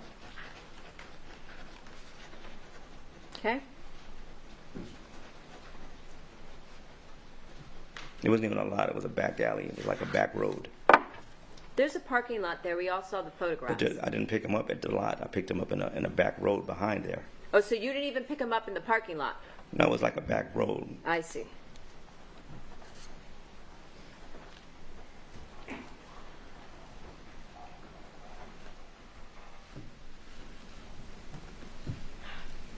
Not a parking lot. You know, I would try to stay out of the parking lot. It was like a back road behind the lot, like I don't know, it's hard to describe without seeing it.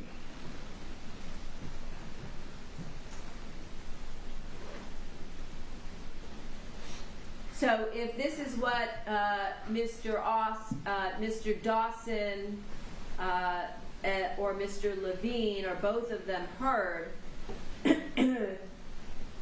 that would be false, right? I'm going to object, Your Honor, that office phrase. No, it's overruled. Is that what you're saying? I guess the wrong word would be false, yeah. Well, it says- lot and road. Yes, they're two different things, for Parked sure. in the rear of the shopping center. Yeah, I guess the lot and a road are two different things. So Okay. yes. During the same conversation last week, did you tell the defense that the next evening you drove the Versa to the Sementilli home and that you put Austin in the back so he wouldn't be visible? In the Sementilli home? No. In the Versa. No, we never went to the house in the Versa. Well, you went toward the house Oh, in the okay. Versa, Yes, right? that part is true. And that you put him in the back, right? Not in the front passenger, in the back, correct? Read, I'd like to ask her to read it accurately. Again, you can clarify. Did you say that? That Did you I say put what? Austin in the back so he wouldn't be visible? At my apartment, yes.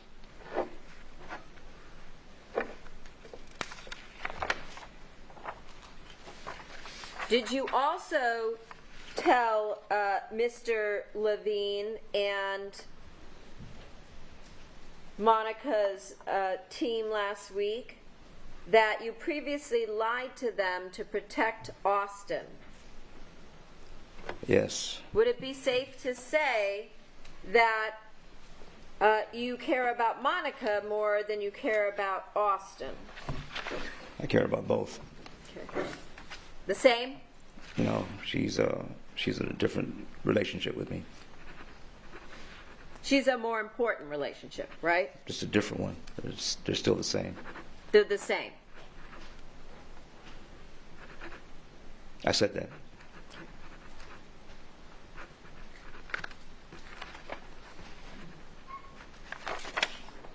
So when you say that they're the same, you said that you lied to protect Austin, meaning you'd also lie to protect Monica. There's no reason to lie to protect Monica.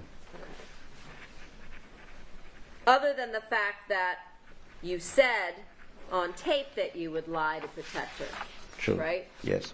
And that she's here charged with murder, the same murder and conspiracy that you pled to. Right? Yes, I did plead that. Did you also tell them that you knew that Monica would be at the Target and the Ralph's on the day of the murder? She said she was running errands. Did you tell them that you knew that Monica would be at the Target and the Ralph's.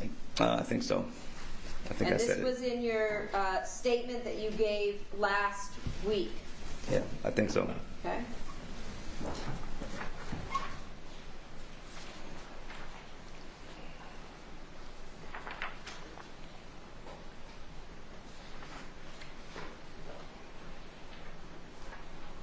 During this same conversation, did you also tell them that you got rid of the large knife, the 12-inch knife, that you showed to Austin and bought a different knife? Eventually, yes. And when was that? I don't have dates. I don't remember. It was later, though. Before the holidays or after? It was before the holidays. And when did you buy the new knife? I don't have an exact date. I don't remember. It was probably, I don't know. I don't want to give you a date because I don't know. I don't know the exact dates. How long before the murder? I don't have exact dates. A couple of months. Couple months. Yeah, So- 1 or 2 months. So you bought the new knife before you disposed of the 12-inch blade? Now the 12-inch was gone long before. You Or just- whatever, the big one was gone long before. I see. Long before the holidays then? Yes. Okay. And where did you dispose of the 12-inch knife? The 12-inch bladed knife? Trying to remember where I put it. There was a construction site. I was gonna try to sell it, but I didn't want to. I didn't want nothing connected to it, so I threw it in a construction site. I see. Where was this construction site? It was a couple of blocks from my house, Okay. or from my apartment. Excuse me, my apartment. They were working on something. I'm sorry? They were working. It was a big construction site, so I just On dumped what it into a street? hole. I don't know. It's on Van Owen, and I don't know the cross street. It's before Canoga. Okay. And the new knife that you bought, where did you buy that? Walmart. And when did you buy that one? I don't remember the exact date. But you said it was a couple months before the murder. Correct. So maybe October, November? I don't have the yeah, maybe October, November. Yeah? Yeah, maybe October, November.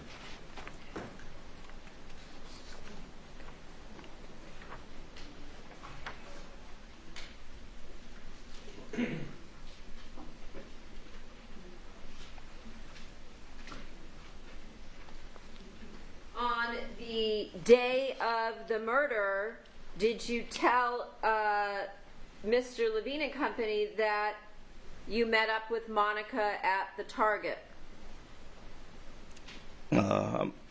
If they wrote it down, I might have said it.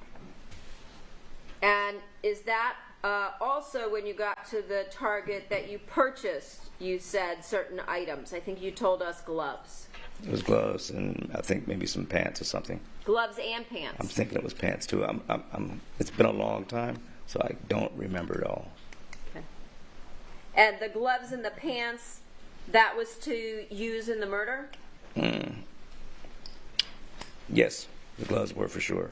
For sure. Yeah. Not for racquetball. That was for the murder.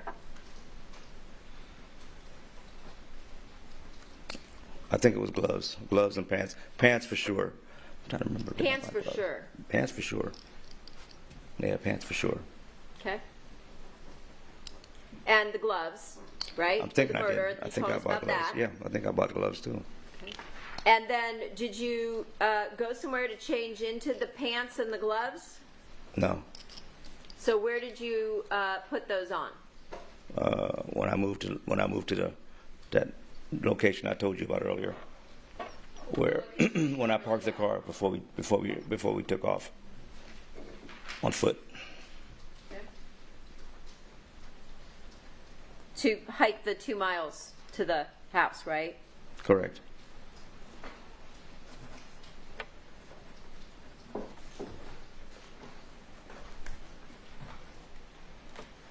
At any point in time, did you tell Mr. Levine and company last week that Austin was in the Versa in the parking lot?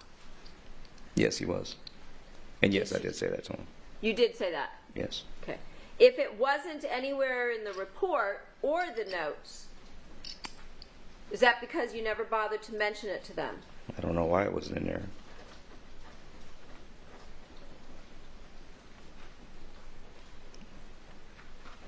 And you have a clear recollection of that part, even though you told us your... Where he was? Yes. Yes, I do. And so you're sure that you would have told them about that last week? I'm not sure of anything I've talked about with them because it was a lot, so I'm not sure. But you just told us that you I'm did sure tell where them. he was. I'm sure where Austin was. And my question was, did you tell that to them I don't remember. at any point in time, ever, in any of, let's say, the 13 conversations? I don't remember.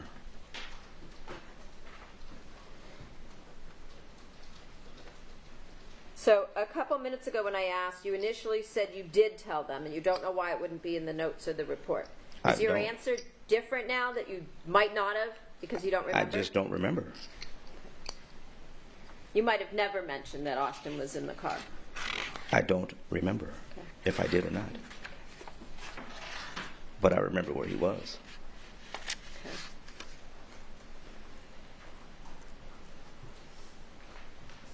Did you also tell them last week that Monica had given you the program to view her surveillance cameras? I had some type of access. I can't remember if it was a program or a window. I can't remember, but I did have some type of access to it. And remember telling them that you put it on your cell phone and a computer. Correct. Which cell phone would that have been on? That one would have been on my actual phone. Which phone? My actual phone. Which one? We talked about the Samsung 4, the 6, and the 8. The one with my number on it. I don't know which one it was. It probably was a 6, I'm guessing. And where's that phone? I have no idea. Did you get rid of it? No.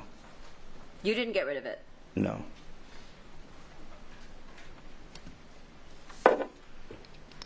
Other than being with you at the time you were arrested on June 14th of 2017 in your apartment or in your vehicles, where else could it have potentially been? I lost it in South Carolina. Oh, you lost it now. I did. I actually called it in. Oh, okay. You lost the phone while you guys were in South Carolina in May. I lost it in South Carolina. Why didn't you say that first when I asked you where it was? And you said you don't know where, but you didn't get rid of it. I'm not sure I was supposed to. I'm trying to answer your questions exactly as you put them. Okay. And you said you also put it on your computer, the program to access Monica's home security system. There was a way to do it, but yeah, I can't remember it offhand. But I'm going to object, Your Honor. This states what's in Which So, excuse me, it's overruled. which computer did you put it on? my laptop. The one that got stolen. Yes.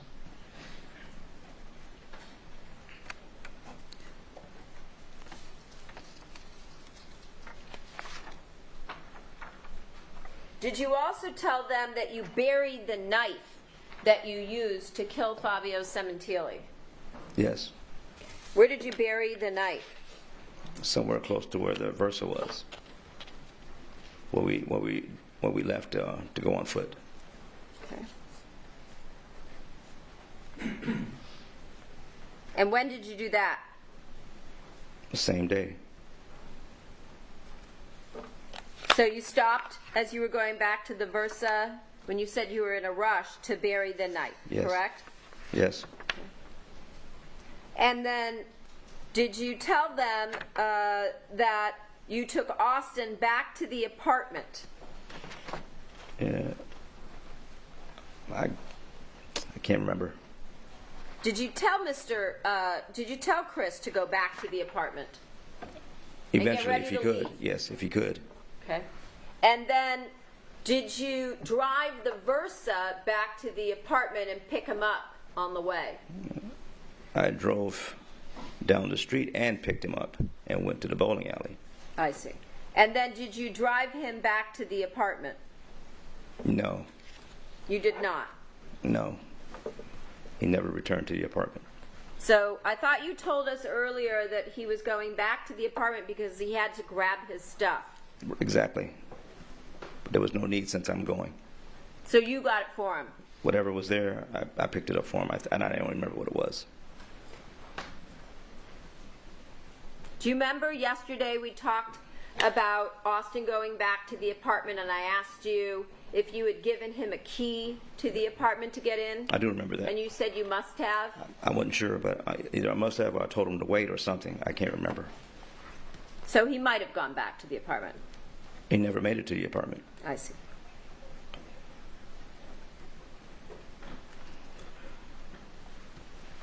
Do you remember telling Mr. Levine and company that after the gym you met Austin either near a bowling alley or maybe a gas station? They're right across from each other. So, yeah, I did say that. And which gas station would that be? The gas station across the street from the bowling alley. And where's that located? I don't know the cross streets. It's on Satakoy, though. I think it's Satakoy, and I don't want to guess wrong. So it's on Satakoy for sure.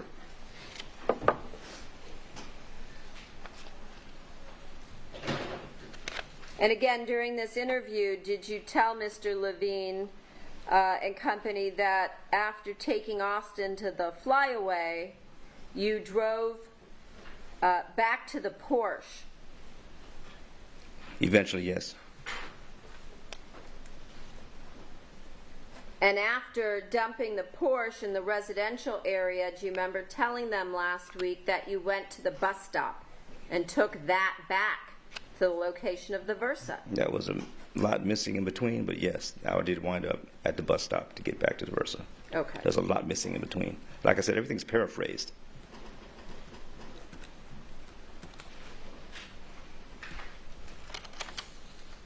And then did you tell them that you drove the Versa back to your apartment? Eventually, yes.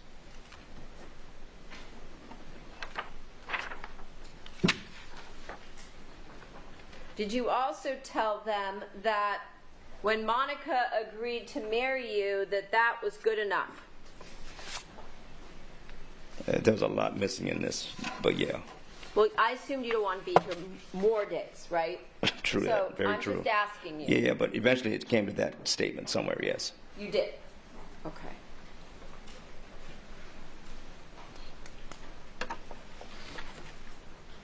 I have I think it's a 40-second recording I want to play you of you and Al Birdsong regarding leaving the country to go somewhere if you got out of this murder case. Your Honor, can I have the audio marked as it's going to be on? All right. No matter what, you'll know where I'm at, and you'll get information from where I'm at, no matter what. All right. You'll, so good Lord willing, and creek will arrive, and we're able to win the thing, and we're gone, buddy. Yeah, I'm down. I'm down.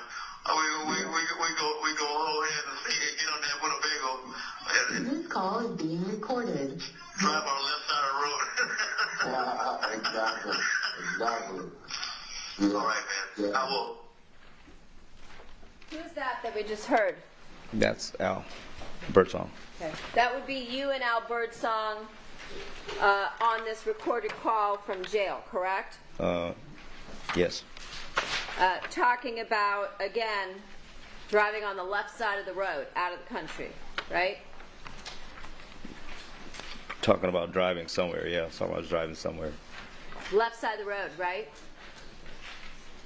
Somewhere, yeah. This is an inside joke, but yeah. I have no further questions at this time. Will you please retrieve the transcripts? Yes. And you may start and redirect if you wish. Thank you, Your Honor. Baker, before you entered your plea of guilty, you understand that we had no right to meet with you, correct? Well, I'm going to object. That seems facts not on this. It's overruled.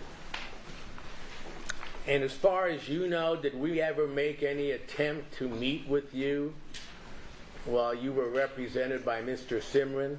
Never, never. Until you entered your plea, you were charged in this case with Monica Sementilli, is that right? Correct. And Mr. Simran had been appointed to represent you, correct? Yes. At some point, you decided to admit to the charge and plead guilty or no contest to the murder of Fabio Sementilli, correct? Correct. And you did so without speaking to me or my team first, correct? Correct. Your attorney was still Mr. Simran, It was Mr. Zimmerman. and I assume you discussed it with Mr. Simran. Correct. I'm going to object. This is all meeting.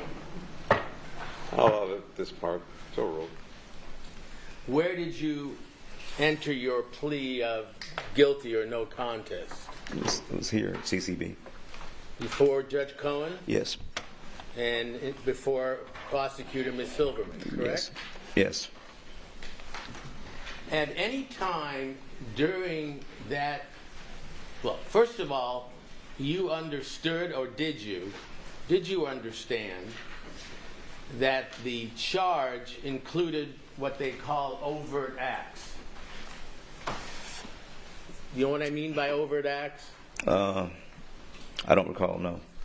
Did Mr. Simran tell you that along with the charge of murder, there was a list of about 50 acts that you allegedly engaged in during the course of your planning and execution of the murder? No. He didn't go over any of those. No. During your plea in court here, did anyone ask you if Monica Sementilli was involved with the planning or the execution of the murder?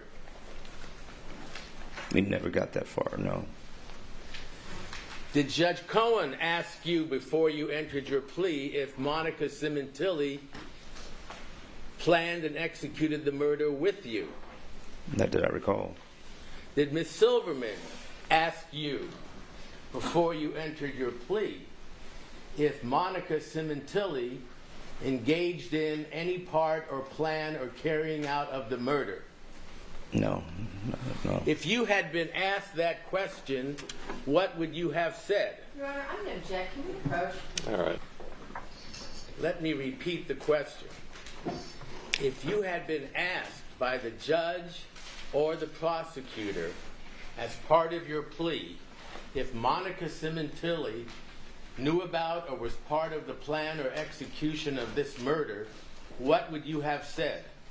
She had nothing to do with it. But no one asked you that, did they? No. So you were able to plead guilty or no contest without being asked if your accomplice was Monica Sementilli, correct? Correct. Now, after you entered your plea, did you know what the legal, well, you were sentenced also to life without parole, correct? Correct. At that point, did you know what the status was of Mr. Simran as far as still being your attorney or not being your attorney? I had no idea. Did you ever see Mr. Simran again after you entered your plea and were sentenced to life without parole? Just one more time. When you saw him, did he indicate to you that we, the I'm going to defense... object, Your Honor. It's a meeting. Again, it's premature. I'll take it into submission. You may finish your question. Did you give permission to him to tell us that you would meet with us? Yes. May I interrupt you at this time, Counsel? I need to tell the jury one thing before I let them go. We're going to recess for lunch. Your Honor, may I have marked as next to defense exhibit 629? Yes. It's a court order involving Mr. Baker. So marked. Is there a copy of the two books if you've never seen it? Is that our copy?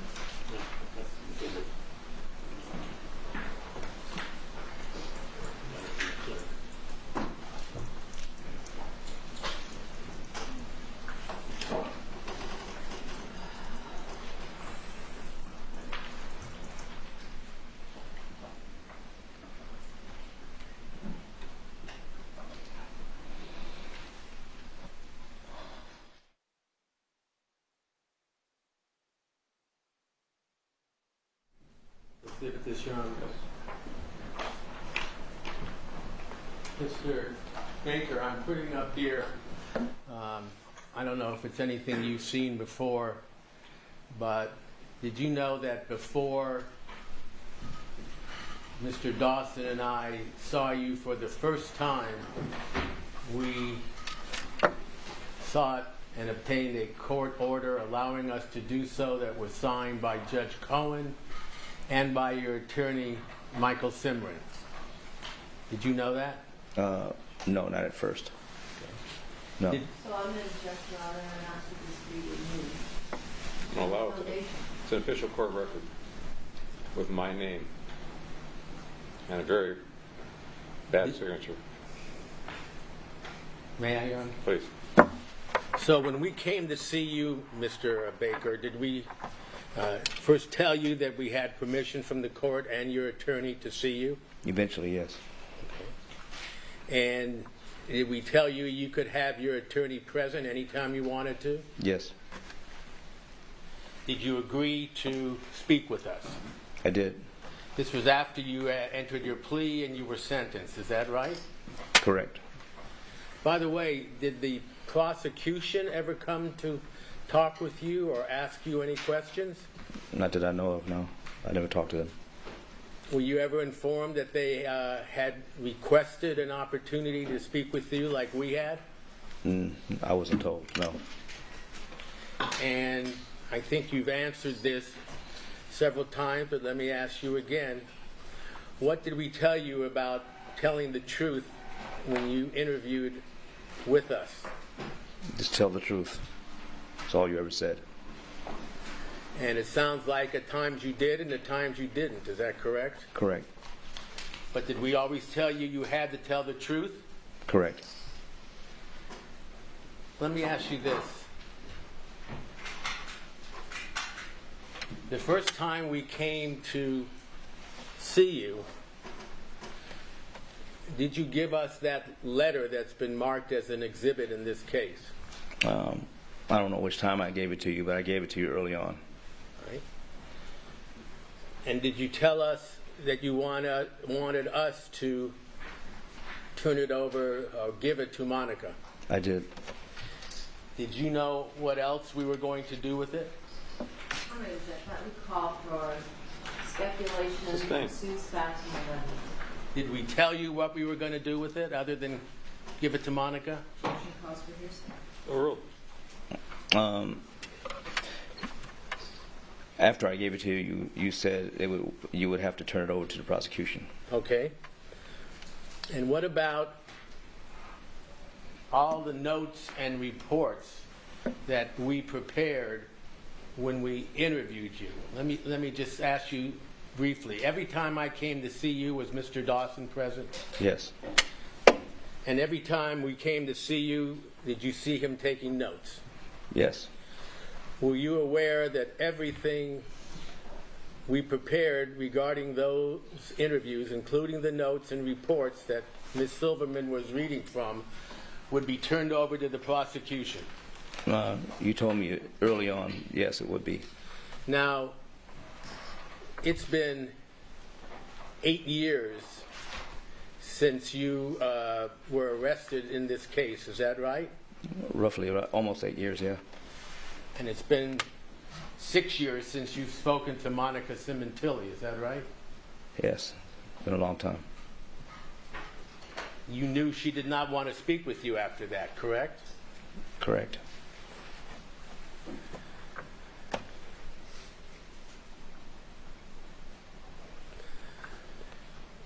So when you testified last week, had you been given anything in terms of reports, notes, or anything else to keep with you to help you prepare for your testimony in this case? Nothing. Is it fair to say then you were being asked to recall events that happened 8 years ago during the questioning of both myself and Ms. Silverman? Yes.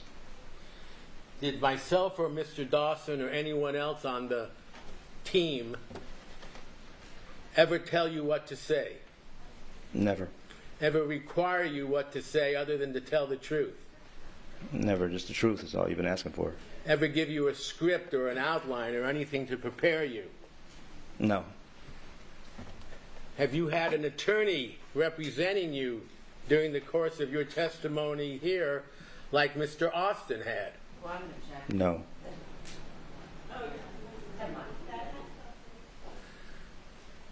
You understood, or do you understand, that throughout this case, my client, our client, has been Ms. Sementilli, not you? Correct.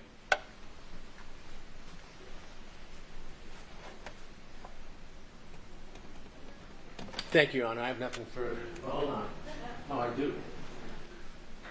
Now I have marked as next in line 630. 630. 630. It is a report or a printout from Amazon of Mr. Baker's credit card purchases during a period that reflected on the document. So marked.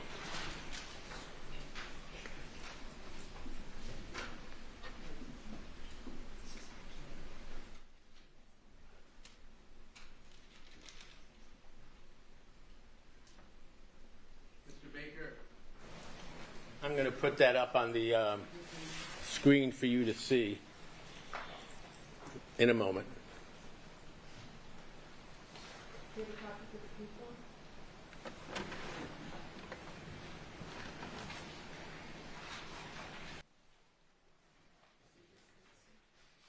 like also, Mark, as part of that exhibit, a document prepared by Detective Gable seeking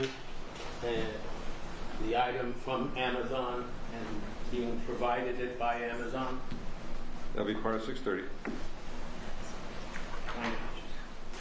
Mr. Baker, we're going to put up on the screen, if you could just focus on the highlighted section that's in yellow there. Can you see that? I do. All right, it's dated June 11, 2016. It's got your name on it. And is that your email address? Yes. Was that your email given to Amazon for purchases? Yes. If we could move over and look at the description of the item that you bought or purchased. Oh, yeah. And it's labeled GL300 real-time GPS tracker with mini case and extended battery. Do you recall purchasing that item? Yes. Was that one of the trackers that you had previously used, you said, to attach to one of the vehicles belonging to the Sementillis? Yes. Now that one you used an Amazon card, correct? Correct. And the other ones, how did you pay for them? I paid cash and gave the money to somebody else. Okay. Did this one you used your Amazon card? Correct. Oh, just for the record, Mr. Baker, the clothes you are wearing in court and have been wearing, are those clothes that I lent to you to wear? Yes. Did I tell you that if I gave you Armani clothes to wear, you would be more cooperative than Target clothes? Absolutely not. All right. Thank you, Honor. I have nothing further. Recross? No thanks. I mean, please don't take about 5 minutes. And for the record, say and spell your first and last name, please. Neil, Neil, Broom, Broom. Good afternoon, Mr. Broom. Good afternoon. How are you employed? I am the owner and president of Technical Resource Center. We're a computer forensics and cell phone forensics crime lab located in Los Angeles and Orlando. Do you have any qualifications in relation to that?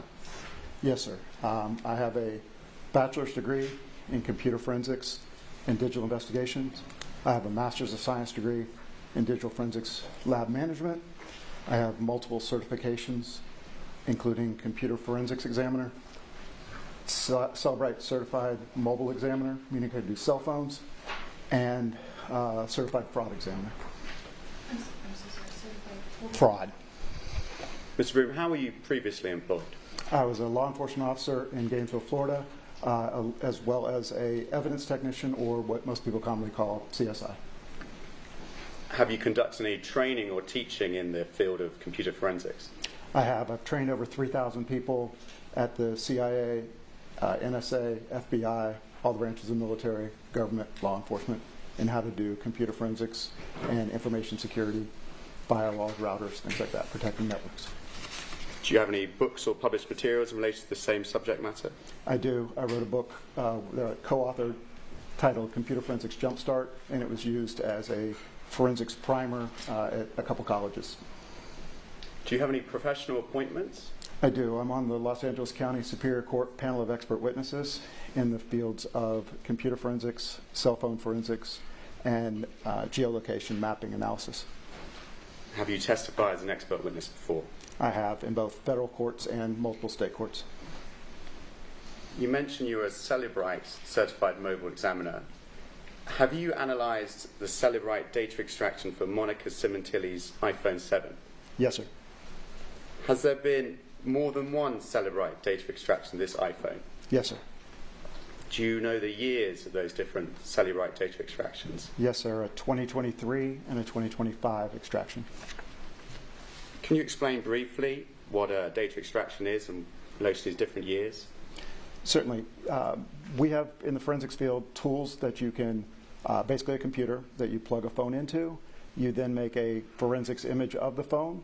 After the image is done, you then process the phone, basically churns the data so it gets it so the investigator can review the data.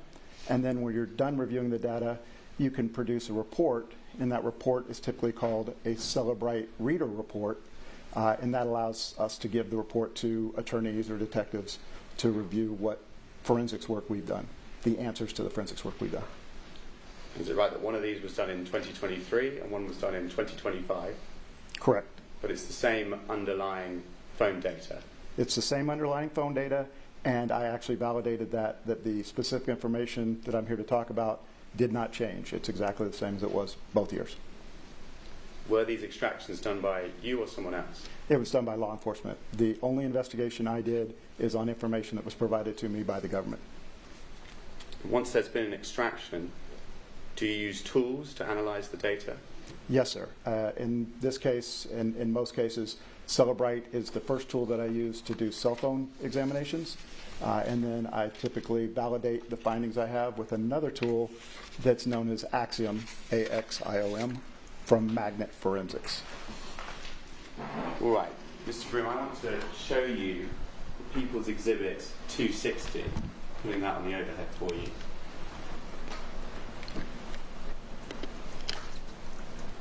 Do you recognize this as a portion of the Cellbrite reader report for Monica's iPhone 7? Yes, sir, I do. Turning to page 2.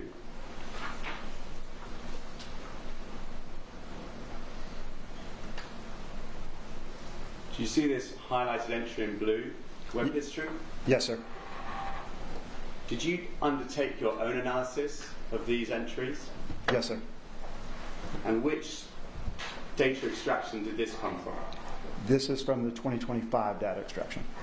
Right, let's take a closer look at it in relation to this highlighted entry. What does this show? So first of all, at the top of the page, you see where it says timeline. This is a report that Cellbrite provides, in this case, a calendar entry of everything that occurred on the phone.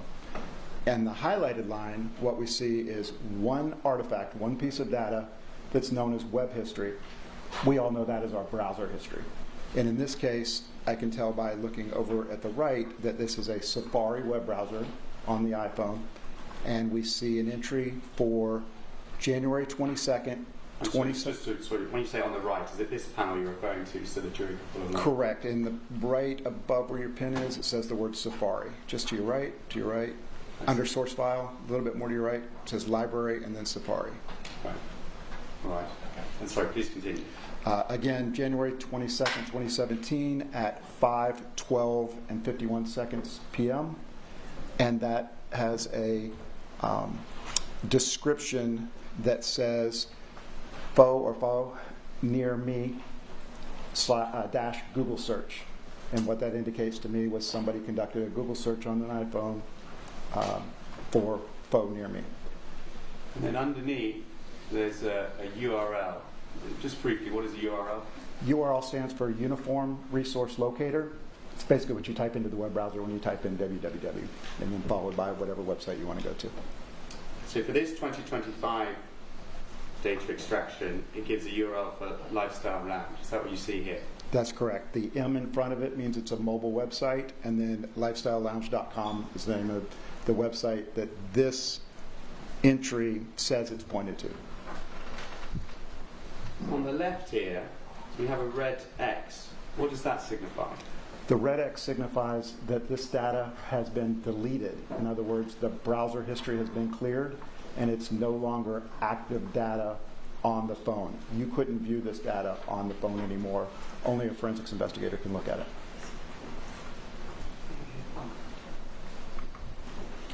Does deleted data differ from non-deleted data in terms of data extractions and analysis of data extractions?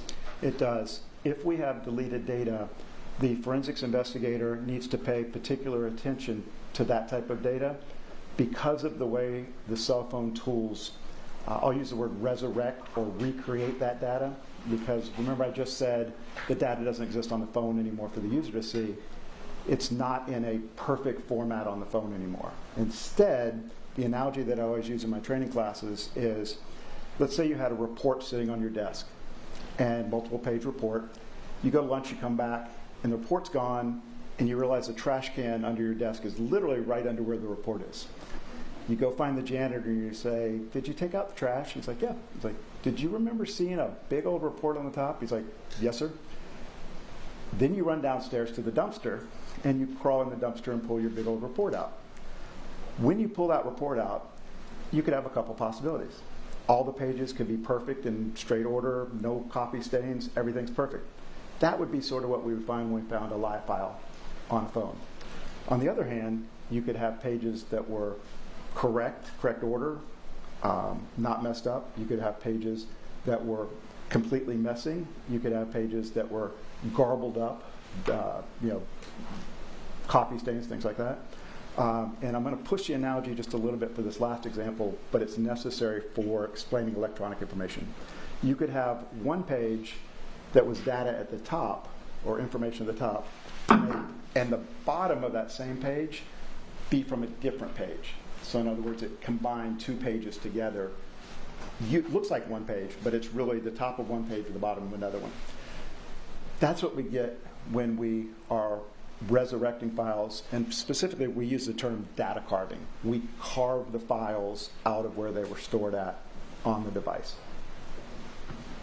So is there any additional analysis you need to undertake to double check that that carving has been carried out correctly? Yes, sir. So first and foremost, you obviously would look at the data that's presented in the report and see if it makes common sense. Does this piece of data give you a piece of evidence that passes a smell test, that makes it look like it's legit? You also would then, in every instance that I could possibly think of, utilize a different forensics tool to validate the results of the first tool. If both tools, using the different built-in capabilities of the tool, look at the same piece of evidence and produce the same results, then you know both tools are doing the same thing, doing the right job. The evidence is valid. If, on the other hand, one tool shows one thing the other tool shows something else, then you have a problem. What about looking at a different data extraction from a different year? Absolutely. If you have more than one extraction, which, by the way, totally valid concept, I always recommend if you have a case that started a long time ago and the evidence was originally looked at, say, years ago, that as you get closer to trial, you re-examine the evidence and see what you find. The reason for that is the evidence doesn't change. Everybody does what they're supposed to do with the evidence. We know it's the same piece of evidence as it was in multiple years ago. But what does change is the tools are constantly being upgraded. The tools are constantly being improved. Tools are constantly being changed. We all know as users of computers that change is great until it's not. Sometimes when you change a tool, you break something. And so you do have to be careful when you have your tools and they upgrade that it does everything it was supposed to do and doesn't break something that it was already working great. So a tool from a different year could extract the data and give a different result from another year? That's correct. We hope not, but it has happened. And just to confirm, you also looked at another entry. This is now page 4 of People's Exhibit 260. Do you recognise this? I do. Later time entry at 5:45:35 on January 22nd, 2017. Yes, sir, I do. This shows the same information, phone in me, linked to a lifestyle lounge URL, is that right? That's correct. Also deleted? Yes, right? sir. So the same issues may arise when it's deleted? Right. Yes, sir. Right. Did you look at a different data extraction? Actually, yeah, we'll start there. Did you look at a different data extraction for another year for these same entries? Yes, sir, the 2023 data extraction. Celebrate report. Your Honour, I have here 10 pages from Monica's iPhone 7 data extraction, if I may mark it as defence exhibit, I believe it's 631. Yes, so on.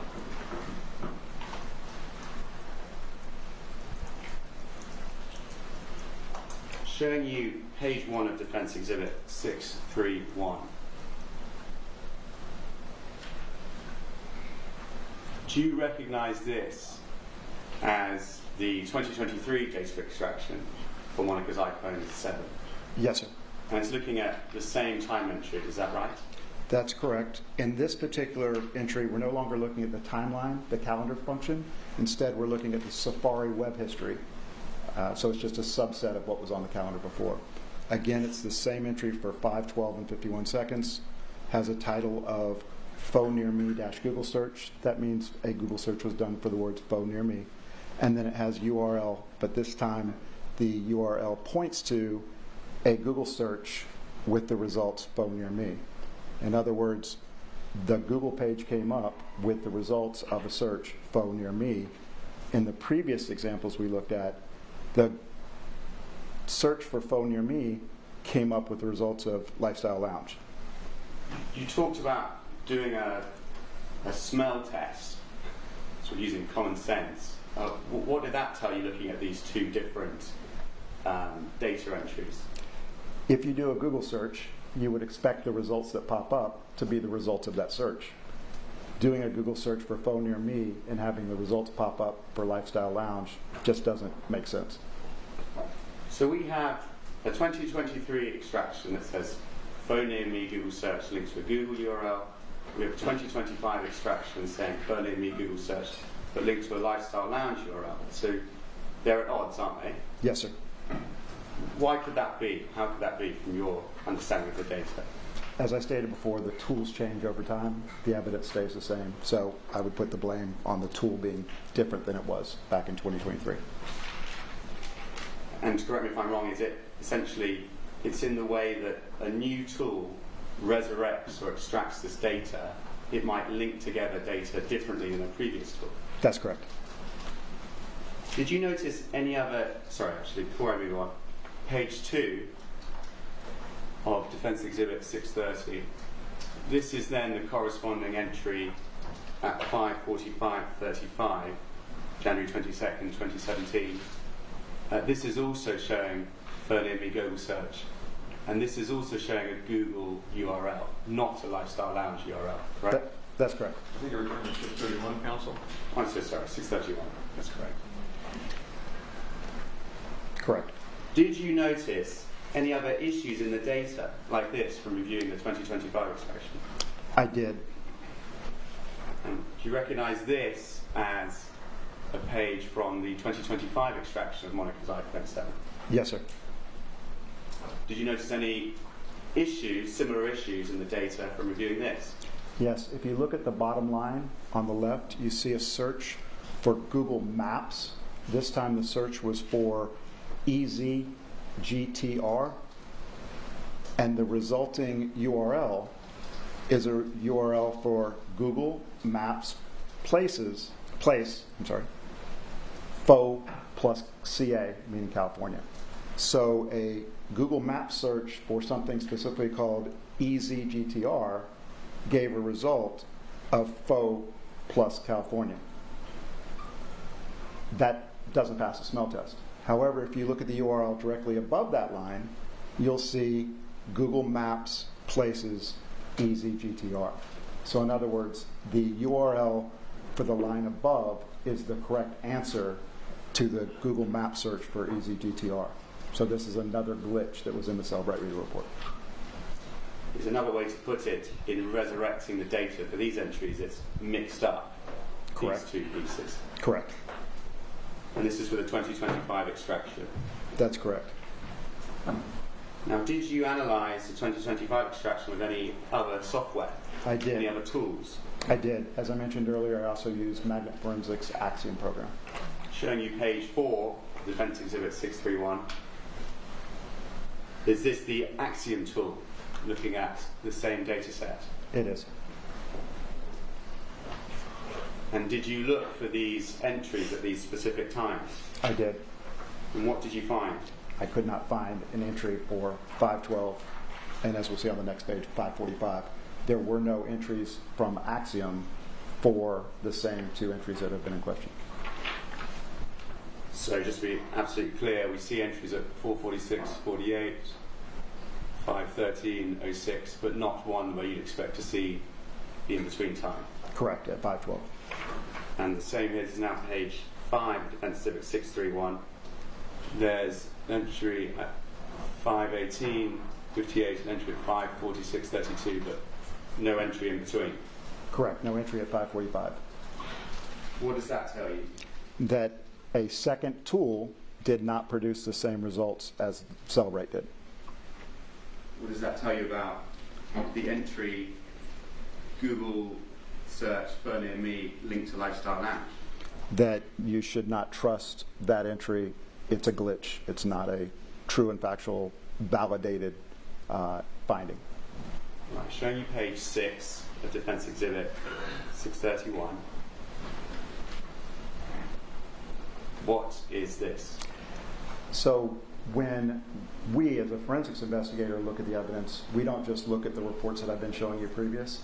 We have the ability to drill down and look at views of the evidence like this.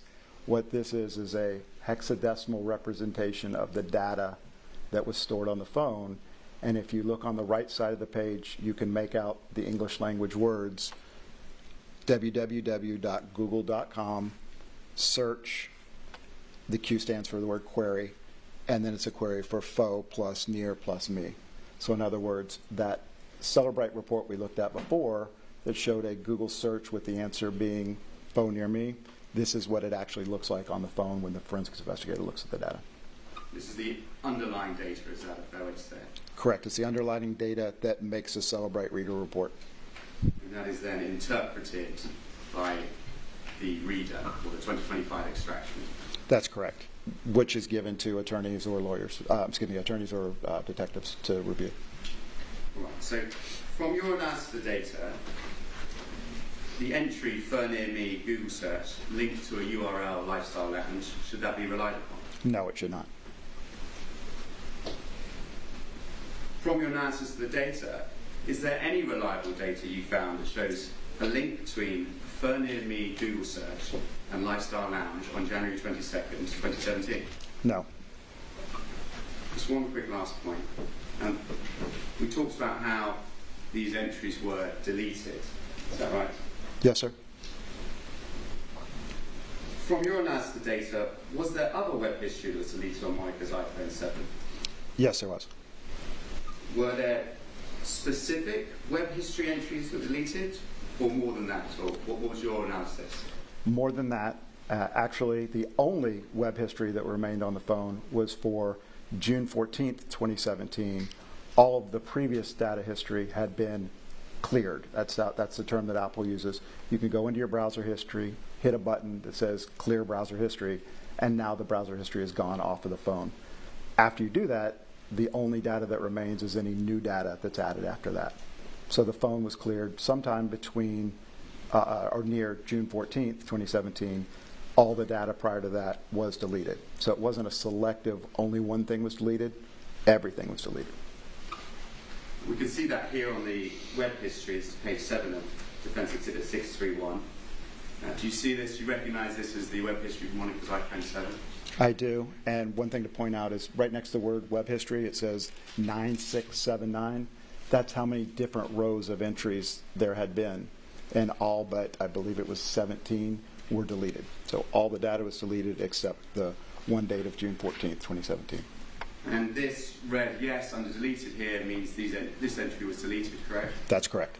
And as you said, there were many items that were deleted, showing you page 9 from her web history, Defense Exhibit 631. Here, these are searches, web history from Target.com linked to buying printer ink, is that right? Yes, sir. These were deleted web history entries, correct? Yes, sir. I'm showing you page 10. There is web history relating to Maggiano's Italian food restaurant. This is something else that's deleted, for example, from the web history. Correct.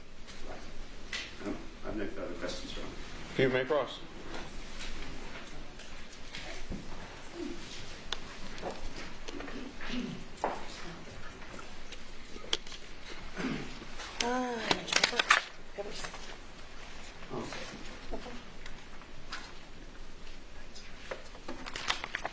Okay. I'm going to take it down on a layperson level, okay? Yes, ma'am. All right. So I think I'm going to assume that most people aren't as techie. That's not an offensive word, but tech-related as you. So there's no question then, you're not here testifying that that phone that we've already heard testimony that's been associated with the defendant was searching phone near me at 5:12 p.m. on January 22nd, right? That's correct. Okay. So there's no question here that phone near me, and it's blue, it's hard to see, there's a search starting at 5:12, multiple searches it looks like from different phone numbers. That's not in question. You're not disputing that the phone near me, that part isn't glitchy, right? That one's right. That's correct.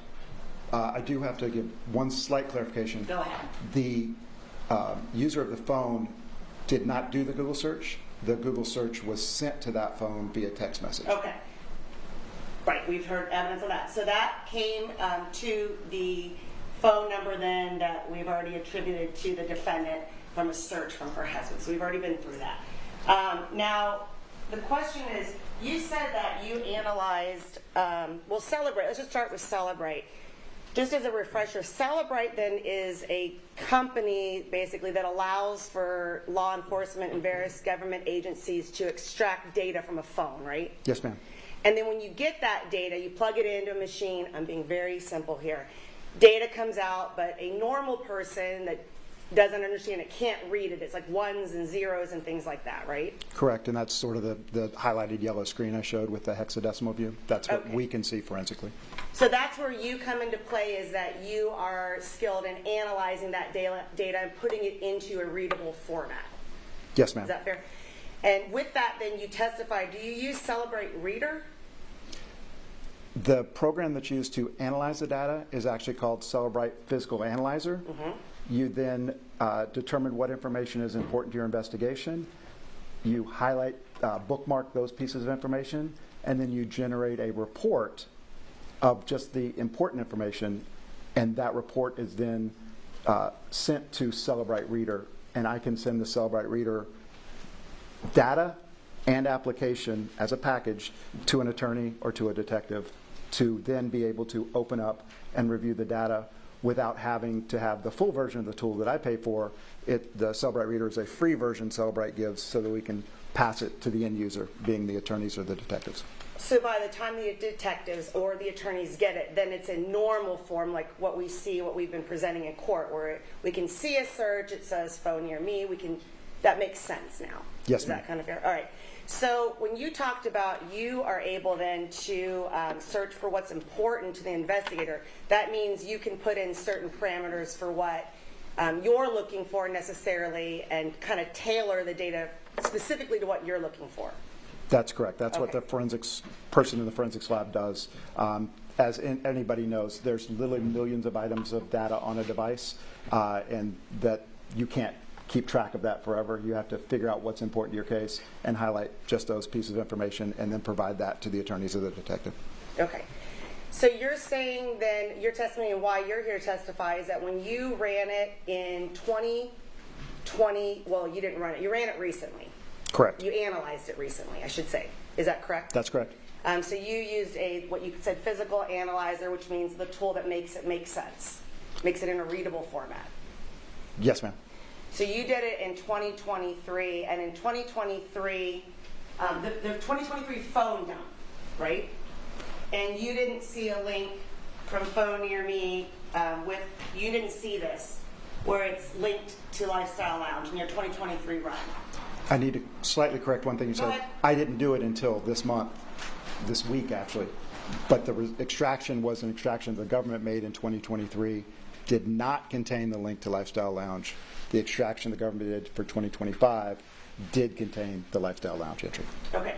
So do you know, were you aware that when LAPD presented this to the defense and ran it in 2023, this is how it appears from law enforcement with the Lifestyle Lounge link based on the reader that they were using in 2023? You understand that?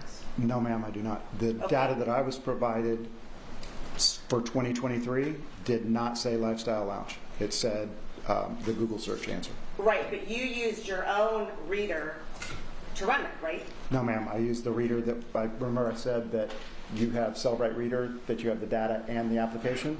That's exactly what I had, the data and the application that had been provided to me by the government. But when the government ran it, it has Lifestyle Lounge, but when you ran it, you're saying you can't find that there. That's correct. The 2023 extraction doesn't say Lifestyle Lounge in the copy that I was provided by the government. Now, did you also know that the government, you're flying the government, but you mean LAPD, right? Absolutely. So LAPD also ran it, the same data in 2020. Did the defense, when they hired you to come here, give you the 2020 results as well? They did. Okay, and so on the 2020 results, again, the Lifestyle Lounge came up linked close to this phone near me on the 2020 dump from LAPD also. I can't answer that one. I did not get to get a chance to run that one.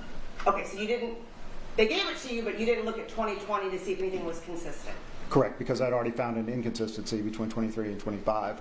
What 2020 would have said really doesn't matter at that point. I can't trust that evidence because Okay. it was wrong on one of the two. So you're just said, forget it, no tiebreaker, like I'm going to go with two different versions and I don't care what happened before. Well, the tiebreaker was when I looked at the hexadecimal version. That's the tiebreaker. Okay. And the tiebreaker shows that the entry should have been a Google search for phone near me. Logic says if you search for a Google search for phone near me, the answer would be a Google search for phone near me. All right, so then you were aware when you started that the defense told you that in 2020, 2023, and a phone dump again, run again in 2025, all came up from the government, LAPD detectives with the same exact result. You knew that when you started your analysis. That's why you went back to see if you could find or look for a discrepancy, right? That's correct. Okay. So do you believe that your 2023 phone dump, your reader that you're using, was the most updated version? So I used the government's version first, and then I updated to the most recent version of Cellbrite Reader and used that one. And both of the times that both the old version and the new version both showed the same answer. Okay. But then in 2025, you saw it again there. Is that right? Yes. So what you see on the screen, you saw the most recent while we've been in trial, and now you saw it again. In 2025, I see the Lifestyle Lounge. And then you testified that as it gets closer to trial, it's a good idea to re-examine the evidence because tools are constantly being upgraded, right? Absolutely. So 2025 seems like it would be the most reliable, correct? Because we're in trial. It's the most updated version of the reader of the same exact data phone dump, right? So the data was exactly the same. I confirm that. However, as I stated, sometimes when they update tools, they break things. And so my explanation would be Celebrite, unfortunately, broke the way it does the data carving in this particular version of the Celebrite reader tool. So, but it wasn't broken it was broken 2025, but it wasn't broken 2023 when you ran it. It's got to be broken 2025, the most updated version. That's correct. Okay. Does that mean it was glitchy in 2025? I would say between the this entry and the ZGTR entry that also is glitchy, then yes, it would still be glitchy. Was it glitchy in 2020 also then? I can't speculate on that one. Because you didn't look at 2020. Correct. Okay. And then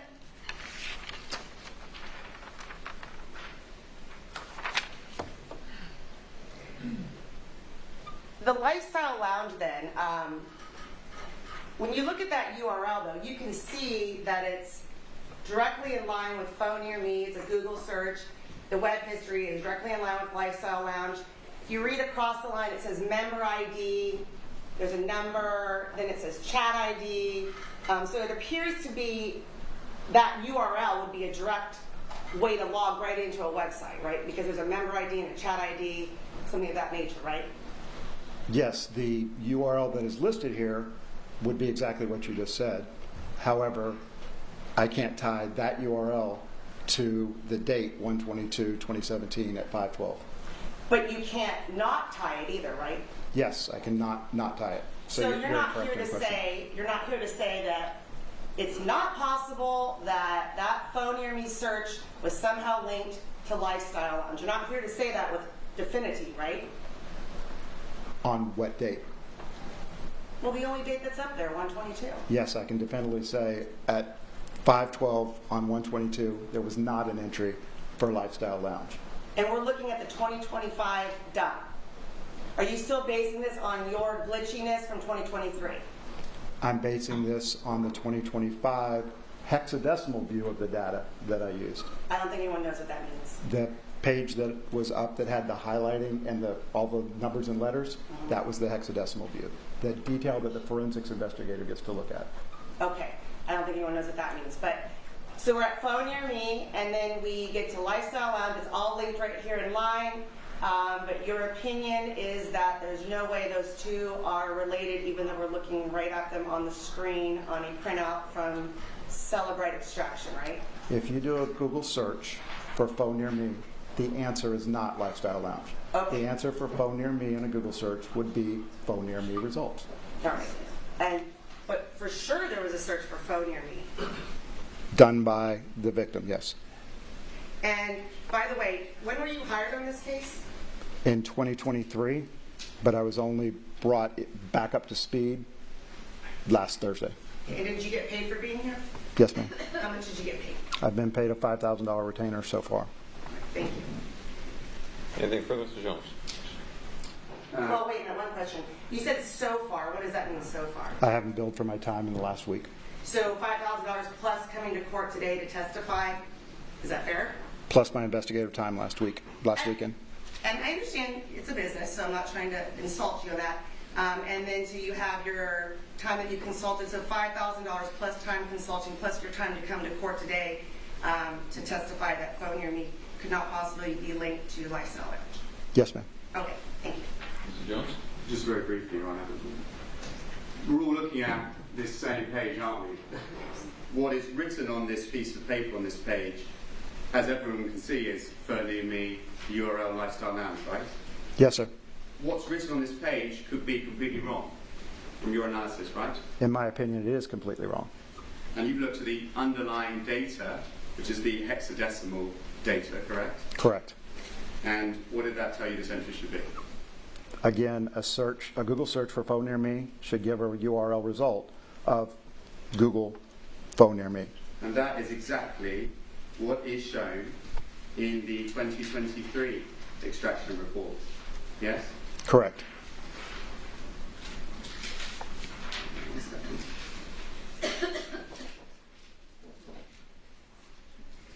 That's this, isn't it? Correct. Right. No further questions. Anything further about the table? No, thank you. Thank you, Mr. Groom, and you're excused. Thank you, Your Honor. May I call your next witness?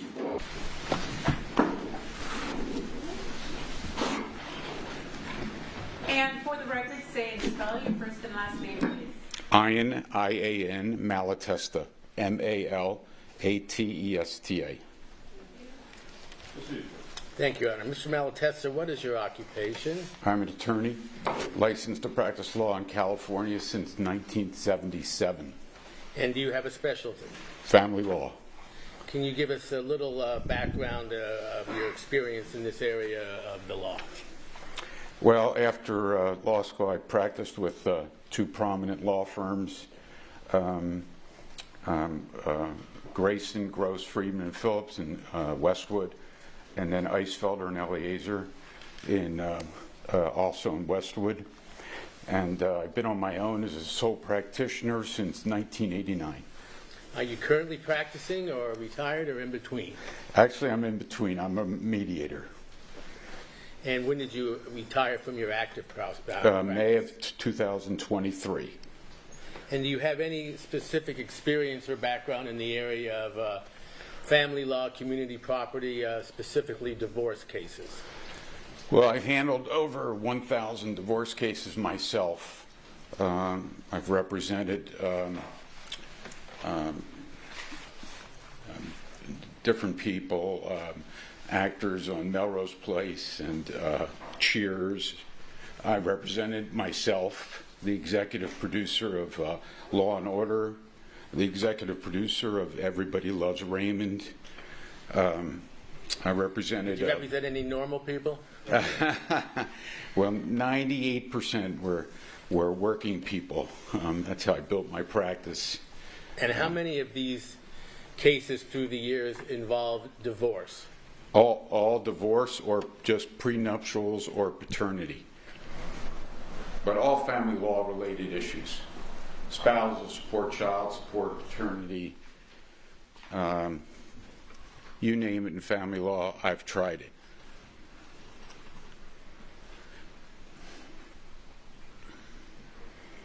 Mr. Malatesta, did I retain you to be an expert in this case if needed in the area of family law, divorce, and community property? You did. I was retained in February of 2025.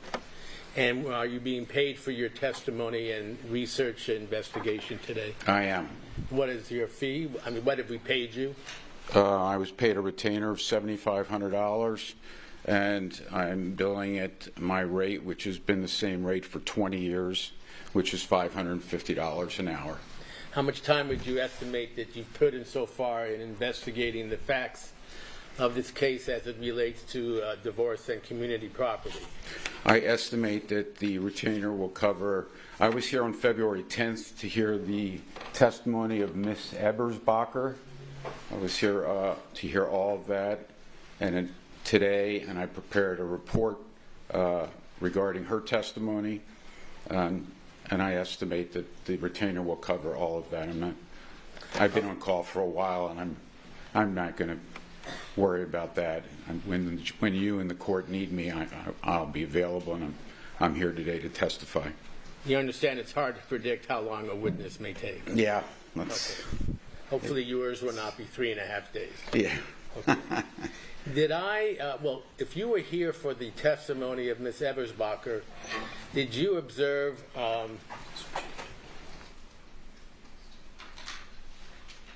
what was marked as Exhibit 126,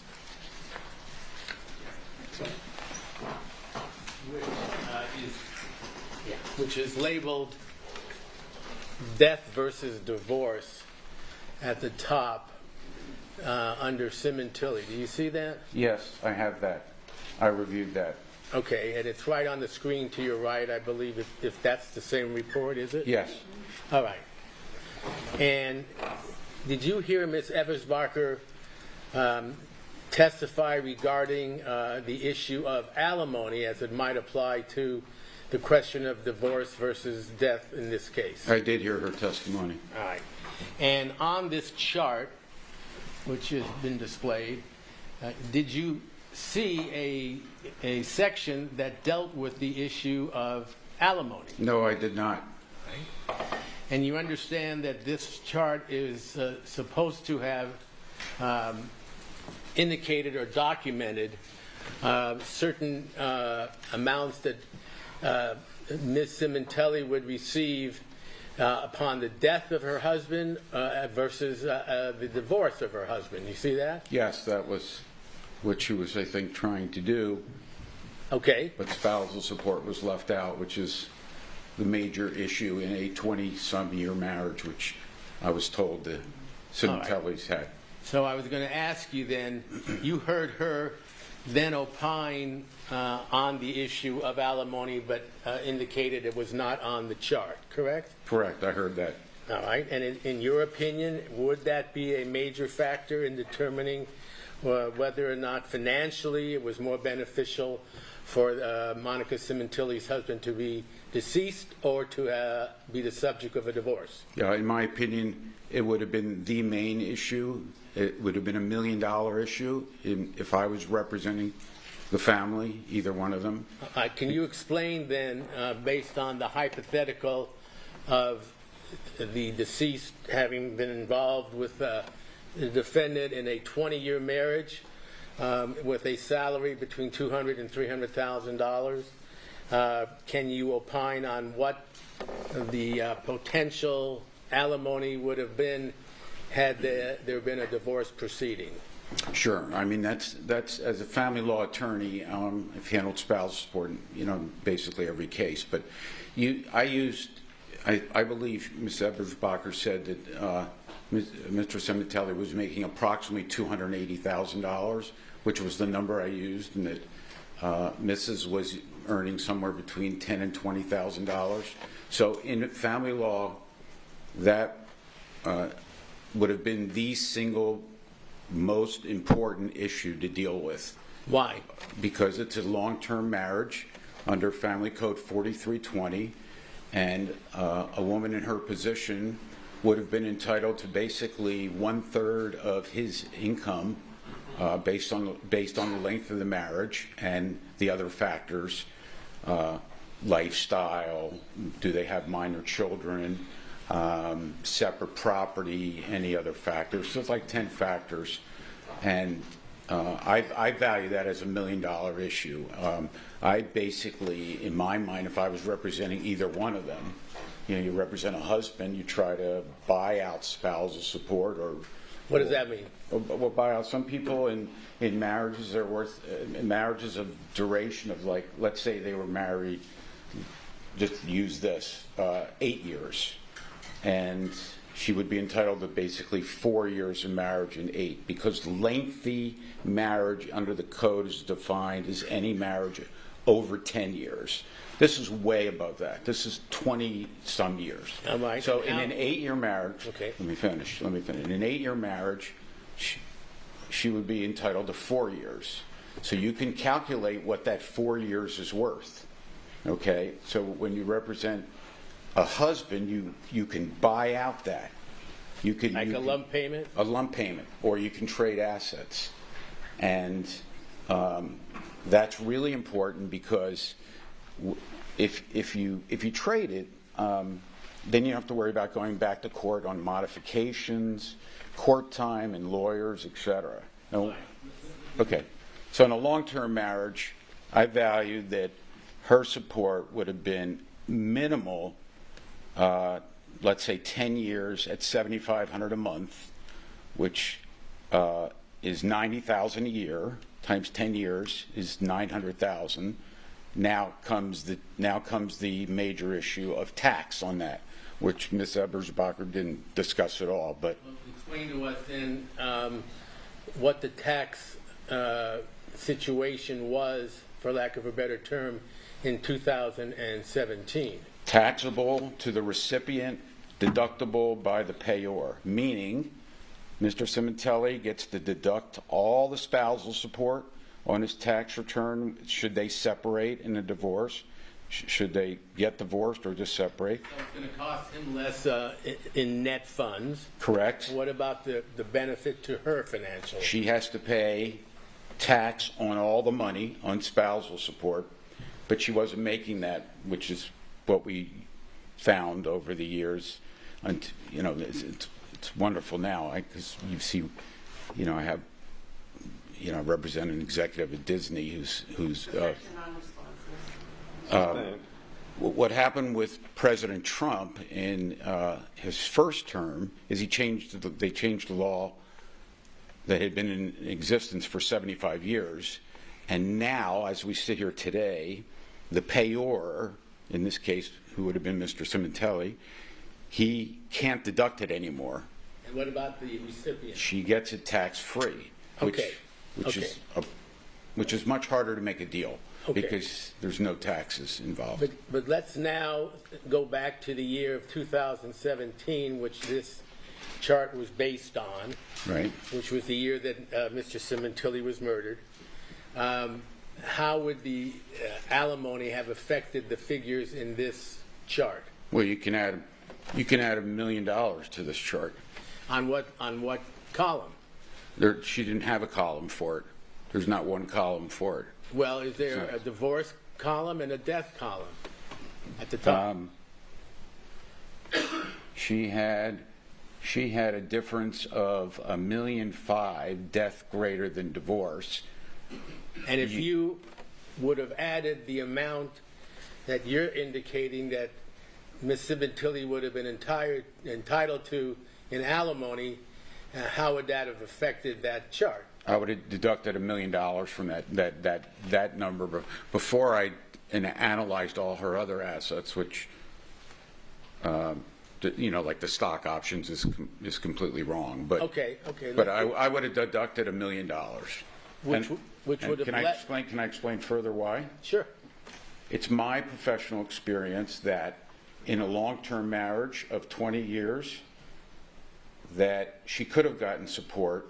Many judges in LA, and all my work, 90% of my work, maybe 95, is in 2 blocks away on Hill in LA County. Miss Ebersbacher is a forensic accountant, not an attorney, from San Diego. Well, tell us what your opinion would be based on as opposed to hers. That an LA County judge easily could give her retention of jurisdiction support, meaning support for life, meaning that she could get it for, they were in their 40s. I mean, she could have gotten it until he retired at 65. Whatever his age was at death, he would... Well, so support, there are the terminating factors in support are remarriage, death of either spouse, or, quote, further order of court. All right, so let's take that one at a time.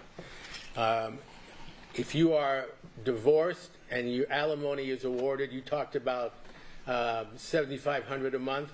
That would be in place until either Ms. Sementilli remarried or Mr. Sementilli died, correct? Or she died. Oh, she died. Or she died. What if he died and she was getting alimony? Terminates. Okay. And which is... Go on. I'm just trying to move it for you, but... Help me out. I'm still married. No, spousal support for his death. It's not on this chart, but in every case that I handle spousal support, a major factor is life insurance on the payor's spouse's life for the recipient. So I always would make sure, like in this case, if the Sementillis come to me, I would make sure that Mr. Sementilli had life insurance, either through substantial life insurance, either through employment or a separate policy to protect, it's in the code, security for support. Because upon his untimely demise, he has a heart attack and dies, she gets no more spousal support. Okay. So you see on this chart which is in front of you, Yeah, there is a section for life insurance. Is that correct? I see it, 24, Okay. line 24. All right. So that's life insurance proceeds, which under the estate the figure is $720,000. You see that? I see it. And then you see on the right, there's another figure of 720, and that goes over to the final line of 720,000. I see it. Now, if they got divorced, what you're saying is that the life insurance, since alimony would end upon his death, would be protected by the life insurance. Is that correct? Correct. But I couldn't tell from this, you'd have to look at the footnote, I couldn't tell from this whether that was a separate life insurance policy or this was the policy from his employment that he designated her 40%, 40%. Okay, let's assume that it's from the employment. That's where he obtained it from. What you're saying is you were informed that it was split 40% for her and then 40% for the children. Is that correct? 60% for the children. 60%, exactly. There were different policies split different ways, but that's basically she was getting 40%. But this would be a good protection for her security for spousal support if it was already in existence. Because right. I'm sorry to say husbands and wives because I'm an old timer, but I make husbands get life insurance to protect, in the event of their demise, to protect the wife who would lose the spousal support. All right. So let me try to put that in layman terms. Okay. If Miss Sementilli divorces Mr. Sementilli and gets your figure of $7,500 a month, that could carry on until he was 65 or she remarried, correct? Absolutely correct. All right. But if he dies, as he did in this case, he was murdered, then alimony would no longer be paid, obviously. Absolutely correct. Okay. So, simply put, he would be worth far more had he lived because he'd be paying alimony than upon his death. Is that correct? In my professional opinion, there was no question he'd be worth more that he stay alive than he die.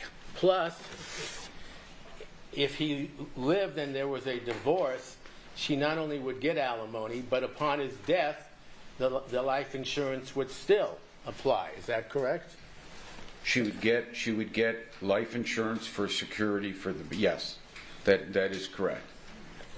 Well, security or not, as long as he continued the life insurance, he'd be paying alimony, and upon his death, that would be. Oh, you say that there would have to be security for her, or she'd have to be a beneficiary, correct? Yeah. If this was just through the employment, I probably would have gotten even more insurance for her to protect her spousal support. You're bragging. No, I mean it's really. I think it's. You're hired to do a job. I mean, Is there any question in your mind that he, just from a financial point of view, was worth far more alive than dead? Oh, worth far more alive than absolutely. First of all, you have to assume he's going to create greater earning power to be alive, and like he's making $280, okay, and he's a young man. I don't know. Only what I've heard here. I don't know how old he was upon his demise, but you have to assume he's going to make more. You have to assume that if I had handled this, the house. Okay. He was 49 years old. Okay, 49 years old. So his life expectancy, and he's going to live and make more money. The assets. I mean, you can. In other words, if he's alive, as long as they're married, she's living the same lifestyle, we would hope, as she was at the time in 2017, correct? Or even greater, you're saying? Well, the purpose of a family law attorney is also to try to get, in the event of a divorce, where you're now taking a paycheck or paychecks and dividing it in half, to try to keep both spouses in as close to the lifestyle that they have, upon divorce. That's why you can see they sold the house. If you want to get to the house issue. Well, it looks like it was divided equally. Does that make sense? Right, but in a divorce, the worst thing you can do is to sell the house. What you try to do, if I represent Ms. Sementilli, I would try to get her the house and give him other equalizing assets, because the house is going to appreciate. You can imagine what houses in LA County appreciate in 5 or 10 years, and she's got a house to live in. So let's assume the equity was $500,000, the net equity. Okay, if you don't sell the house, if you make a deal, there are no costs of sale. You don't deduct that $100,000 that's on here. There are no broker's costs. That's the cost that was involved in selling the house, which was sold. Right. You want to avoid that if you can, and try to make a deal between spouses, because then you don't have that. You also then have, if you represent wife in this case, she has a place to live for the next 10, 20 years. You don't know what the mortgage rates are. Maybe they were low, now they're 6-7%. Maybe they were lower. So there's so many factors that would have been better for her in a divorce than any untimely death for him. And just to summarize, those factors involve the increase in the value of the home, it involves the alimony, and it involves the life insurance that you would try to maintain to protect her if he had an untimely death, correct? Correct. All right. One last item I asked you to look at. Okay. And that was the options. Correct. Do you see a figure of $935,000 halfway down? That's line 16. You see that? I do. Okay. And if you go to your left, do you see the amounts of $795,000 and $140,000? You see that? Yes, I do. Okay. And on the far side to the right, there was a figure of $537,000, which Ms. Eversbacher said would be the advantage to Ms. Sementilli for those options upon the death of her husband in 2017. You see that? I do. Now, was that based on the value of the options in 2017, or for some reason did Ms. Eversbacher calculate the value of the options in 2024? Yeah, that figure is 100% wrong. You'd have to look at it, footnote E, but it's my understanding, reading E, that the options were worth $74,000 at the time the time of his 2017, and they became 7 years later. After everything happened, apparently they became an E. She even says the value of the $74,000 was, the value of the $900,000 is in February of 24. So 7 years later, the stock options are now worth $900,000. Now you go back to the analysis of the divorce. What's my job? I handled the CFO of public storage. The only issue in the case was millions of dollars worth of stock options.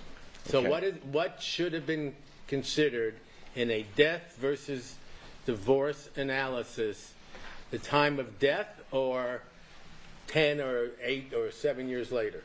Well, the issue there becomes, do the parties, let's assume they separate and they're getting divorced in 2017 or 2018 or 2019. Okay, it takes approximately 2 years to get in my professional opinion, to get a division of property in a divorce case. But let me ask you this: in death, would not the value of the options at the time of death be the figure that you would consider? That's a tough question. Not in a divorce, just if you die. Well, I don't know. In death, can the estate? I don't know. That's not my area of expertise.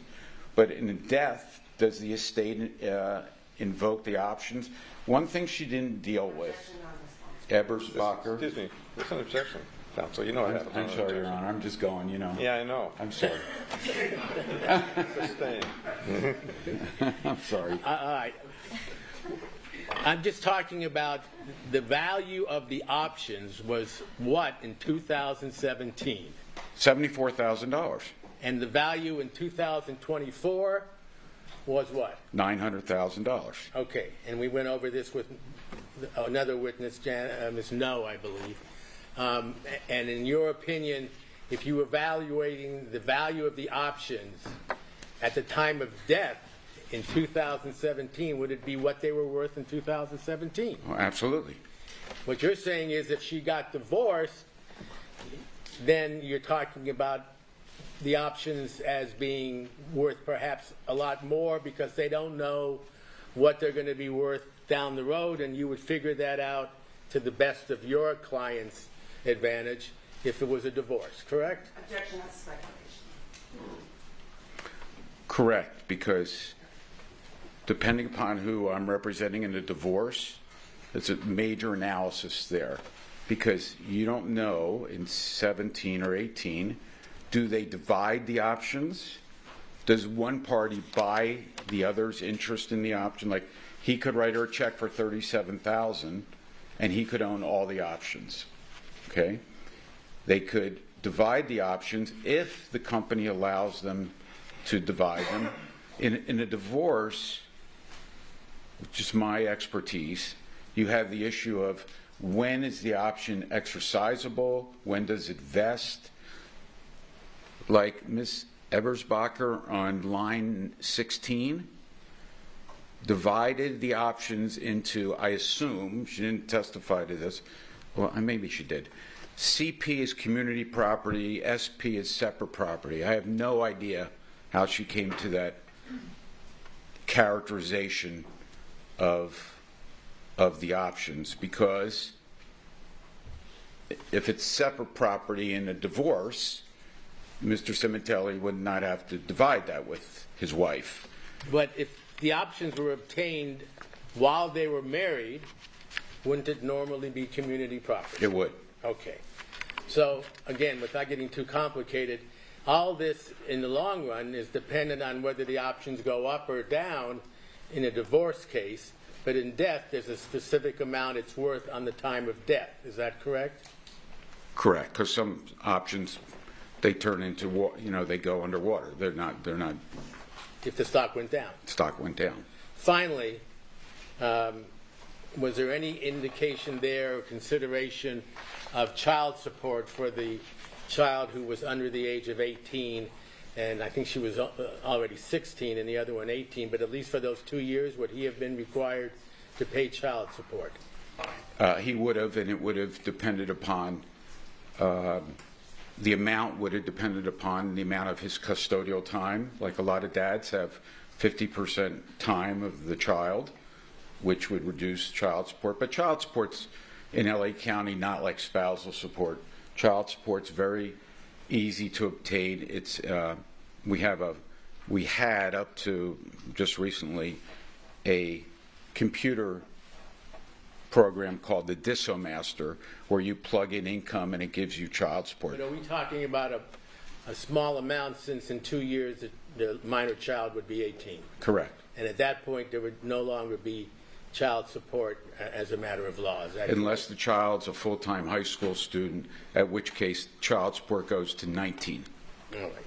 So in summary then, if I asked you, if you were preparing this chart and determining whether or not, for the simple question, which no one should have to face obviously, what was the worth of Mr. Sementilli in death versus divorce, what would your answer be?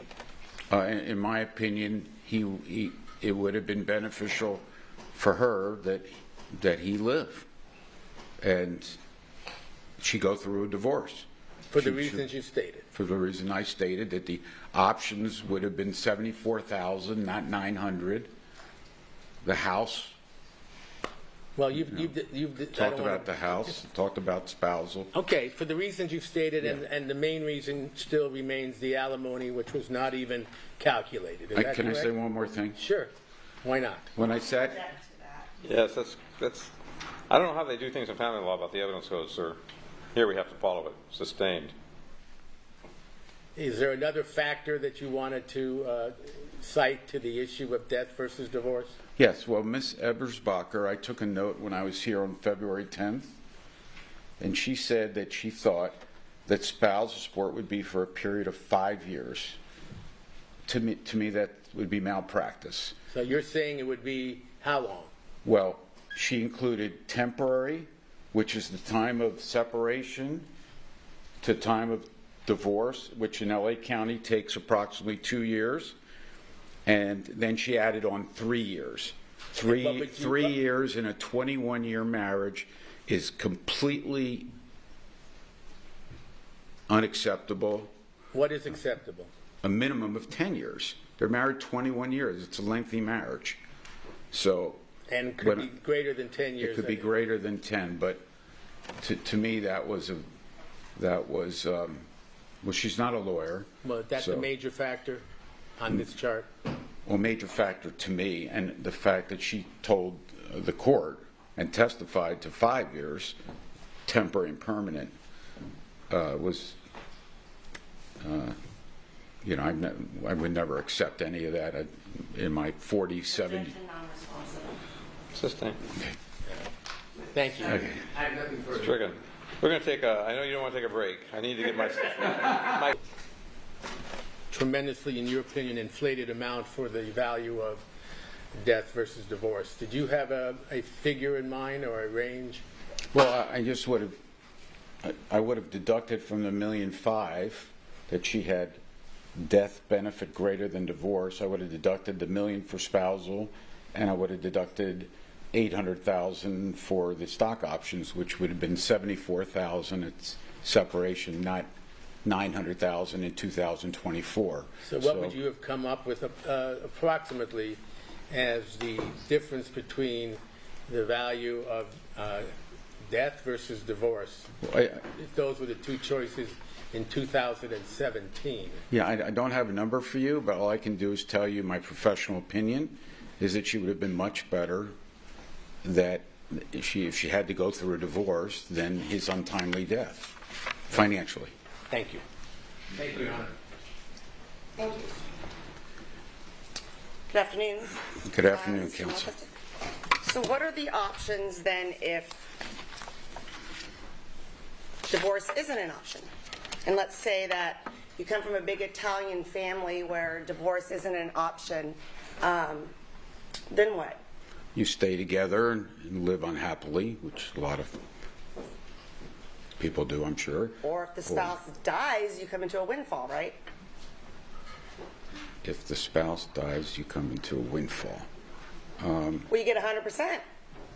I'm not an estate lawyer. I can't testify about what would happen on death. So. Well, you've just testified to a lot of things that would happen on divorce versus death. Isn't that why you're here? No. Everything I testified was related to divorce. That's my expertise. Okay. I don't do estate planning.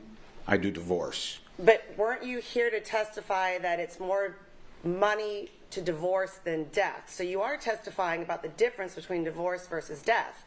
That's why you're here. Yes, I was here to analyze this chart that Ms. Ebersbacher did. Okay. And in my professional opinion, using what she had for death, Ms. Sementilli would have been better getting a divorce than any untimely death of her husband. But you just testified that you're not an expert in death. I'm accepting her death numbers on this chart, except for the options, which it's wrong. So are you an expert then to compare divorce benefits versus death benefits? No. I'm an expert in whether she would have been better financially if she had gotten a divorce from him in 2017, 2018, 2019, than him dying during that time. Okay, so you just did the divorce side, but you didn't touch the death side. Correct. The death side, I looked at her numbers, but I couldn't tell you. I got it. Okay. So you were hired then in the middle of trial after we started in February of this year to write a report, come in, and testify in court, correct? That is correct. February, I wasn't really hired to do a report. I offered to do a summary that maybe you would accept my the report in lieu of testimony, so we could shorten the trial. But I made myself available to testify. So you offered to write a report to shorten the trial? Well, if you accepted my report, maybe you wouldn't need my testimony here today. That would shorten the trial. So did you offer to do a report because you're personal friends with Mr. Levine? No. Are you personal friends with Mr. Levine? I'm friends with him. We don't socialize and stuff. I've known him for 30 some years. I've never testified for him in any court of law, and in 47 years, I've only worked with him on 2 cases. So did you run into him when you were out on the town or somewhere in your town? You ran into him and started talking about this case. Is that how you got retained by your friend of 30 years? Is that relevant, Your Honor? Sir, you're not in a position to object. Okay. Let me stop it. You're a witness. You're not an attorney here. Okay. You're speaking as a witness. Okay. So you're trying to object. It's overruled. Answer the question. Okay, Your Honor. Mr. Levine called me in end of January, beginning of February 25, while I assume your trial was going on, and asked me if I could do an analysis of what a spouse would receive in a divorce case in 2017, 2018. So you didn't run into him and then strike up this conversation out of the blue? No, of course not. All right. So when he called you that, then did he offer to pay you for your services? He did. And at that point, is that when, before you wrote a report, that you gave him a $7,500 retainer? No. He gave me a $7,500. I didn't give him a $7,500. I'm sorry, yeah. Yeah. So, yes, he sent that to me within 48 hours of our having a conversation about what my responsibility or work product would be. Okay, so are you currently practicing or are you retired? No, I'm a member of the bar. I'm practicing. I was in trial last week in Ventura. I have... That's fine. Okay. Now, when you talked about, the joke about an objection in court here, have you testified as a expert on divorce benefits in a criminal court? Never in a criminal court. 10 times as a divorce expert in divorce cases. So that's all civil? It's all civil. And it's all based on the side that you're representing, whether it be the male or the female, right? And I've been appointed by the court on 2 or 3 occasions. Is that a yes? Can I answer the question, Your Honor? You can answer the question that was propounded to you, sir. So I'm going to object non-responsive. Sustained. I'm sorry, could you rephrase the question? Have you practiced or testified as an attorney, as an expert in a case of divorce and how much money somebody may or may not receive in a criminal court case? Well, I already answered that. The answer was no. You then asked me... Objection, non-responsive. Can I ask you again? In a criminal case, I already answered. Excuse me, Your Honor. You answered no. No. Excuse me, sir. It's overruled. It's overruled. I've never testified on any divorce-related matters in a criminal case. So this is the one case where you're doing a favor for your friend of 30 years. This is the first time in your entire career that you're going to come into court and testify for the defense in a criminal case. Is that accurate? That is totally inaccurate. I'm not doing any favors for Mr. Levine, Ms. Sementilli, or anyone in this courtroom, and that's offensive. I'm testifying because I got $7,500 to give an expert opinion. Move to strike. Stricken. You were paid $7,500 as a retainer. Before you provided the report or after you provided the report? Before. Okay, and that retainer involved what?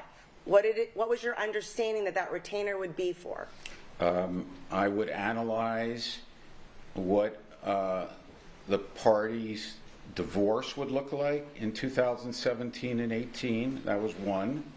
Two, I would make myself available to come to court to listen to your expert, if you had an expert, and critique that expert's opinion. And three, I would make myself available to testify. Okay, and then you testified that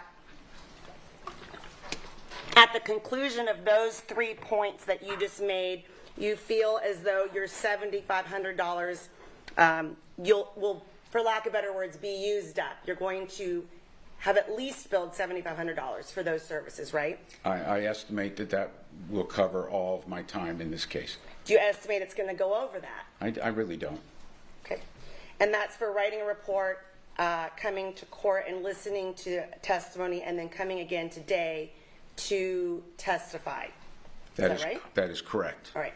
Now, you have not ever had a conversation with the defendant in this case. Is that correct? Never. And prior to this, you never knew the Sementillis or the state of their marriage? Never. So if there were to be a divorce, it's fair to say you have no idea what the terms would be if they even agreed on certain aspects of a divorce, right? That is correct. Because sometimes people get divorced and it's amicable and they work it all out and they never hire someone like you, an attorney, correct? That is correct. So you're just estimating that this would be a hostile divorce and the best benefit for the client, which would be in this case, the defendant. Wrong. Not correct. Okay, what's not correct about that? Even if it was a mediation, which I'm doing now, which is not hostile, the parties negotiate terms. The terms they would negotiate would be division of assets, in this case spousal support, child support, attorney's fees, which is a major issue, because if they had gotten divorced, in my opinion, there would have been major attorney's fees involved. So I'm doing mediation now, and I'm enjoying it, but I'm mediating major cases. Objection, non-responsive to the last part, move to strike. Sure. So your conversations with Mr. Levine, you knew about the defendant in this case. How old was she when her husband died? I believe I was told in her 40s. Okay, 44, does that sound right? That sounds right. And then you weren't sure how old Fabio was, but if I told you 49, that sounds right? That sounds right from what I heard today, correct. And then you estimated that if there was a divorce, and this would be under the assumption that it's a contested divorce, correct? No. Well, it could be mediated, which is not really contested. Contested, you mean like litigation in court, I'm in trial, or do you mean mediation? There's many different avenues of divorce, but exactly. There's a lot of different avenues of divorce, right? Right. And if I was a mediator, so, objection, no response, no question pending. Very good. Are you allowed to answer the question? He's volunteering, counsel. That's not responsive. So there's a lot of avenues for divorce. You can't say exactly what would have happened had the defendant divorced her husband, who you don't even know, right? that's hard to answer.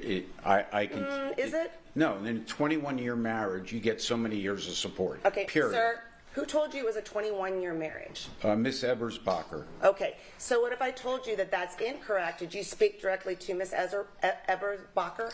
No, that's what she testified to. Okay, so it's a 19-year marriage. Does that change anything? No, nothing. All right. Now, based on that, again, all these different avenues, not knowing Mr. Sementilli, not knowing the defendant, she could have gotten substantially more than what you've estimated, right? He could have given her a lot more. And that's correct. Right. A lot less, a lot more. He could have also said, nope, you're having an affair with this guy. I found out about it. I'm not agreeing to anything, and that divorce could have drug on for 10 years, right? I see a lot of affairs, and I've never had a case I didn't ask that. drag on anywhere near 10 years. You used 10 years. Okay, could have drug on for years, right? 5 years? Yes. All right.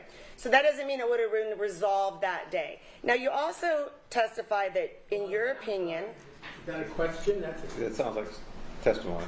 you also testified that she would receive, in your opinion, $90,000 a year, and that's if you're using a formula with the family code, I assume. I used Miss Ebersbacher's numbers of $280,000 average annual income for Mr. Sementilli. I used $20,000 for Miss Sementilli, and I used all of the factors under Family Code 4320. Okay, what about the fact that the defendant is 44 years old? In your experience of all these years since 1985 practicing, do the courts say, you know what, you're 44, you were a prior teacher or professor or whatever version of teaching, and you know what, just kick back. You don't have to work. You don't have to get a job. You're going to get $90,000 a year. Is that how it really works? She would get $90,000 a year, period.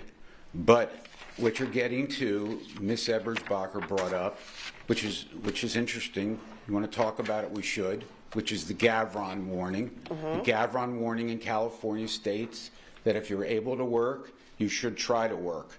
Doesn't mean you're going to be self-supporting. Just means if you're able to work, you should. Now, if she made 30 or 40 or 50, if she made $100,000, it would change the equation. She would get less support. Right. But maybe Mr. Sementilli, if the case dragged on for 5 years, is now making $400,000 or $500,000. It would not. He'd pay more. He wouldn't pay less, even if she was making $100,000. So. Okay. Again, let me ask you this: the Gavron warning. I understand what you're testifying to, but again, she's 44. You're not saying that a woman who's 44 who has a teaching background couldn't go out and get a job, are you? I'm saying that the courts require that people look for jobs if they're able to work. And a 44-year-old healthy woman who has a prior career, who gave up that career to move to another country with her teen daughters, that would be somebody that would be able to work again. You'd have to analyze then, does she have a teaching credential in California? Okay. If she doesn't, then she has to go to school. How do you know that? You can't teach without a teaching credential. How do you know she doesn't? I don't. Okay. I want you to tell me. I'm not telling you anything, sir. That's not how this works. I'm asking you questions, and then I'm asking you to answer.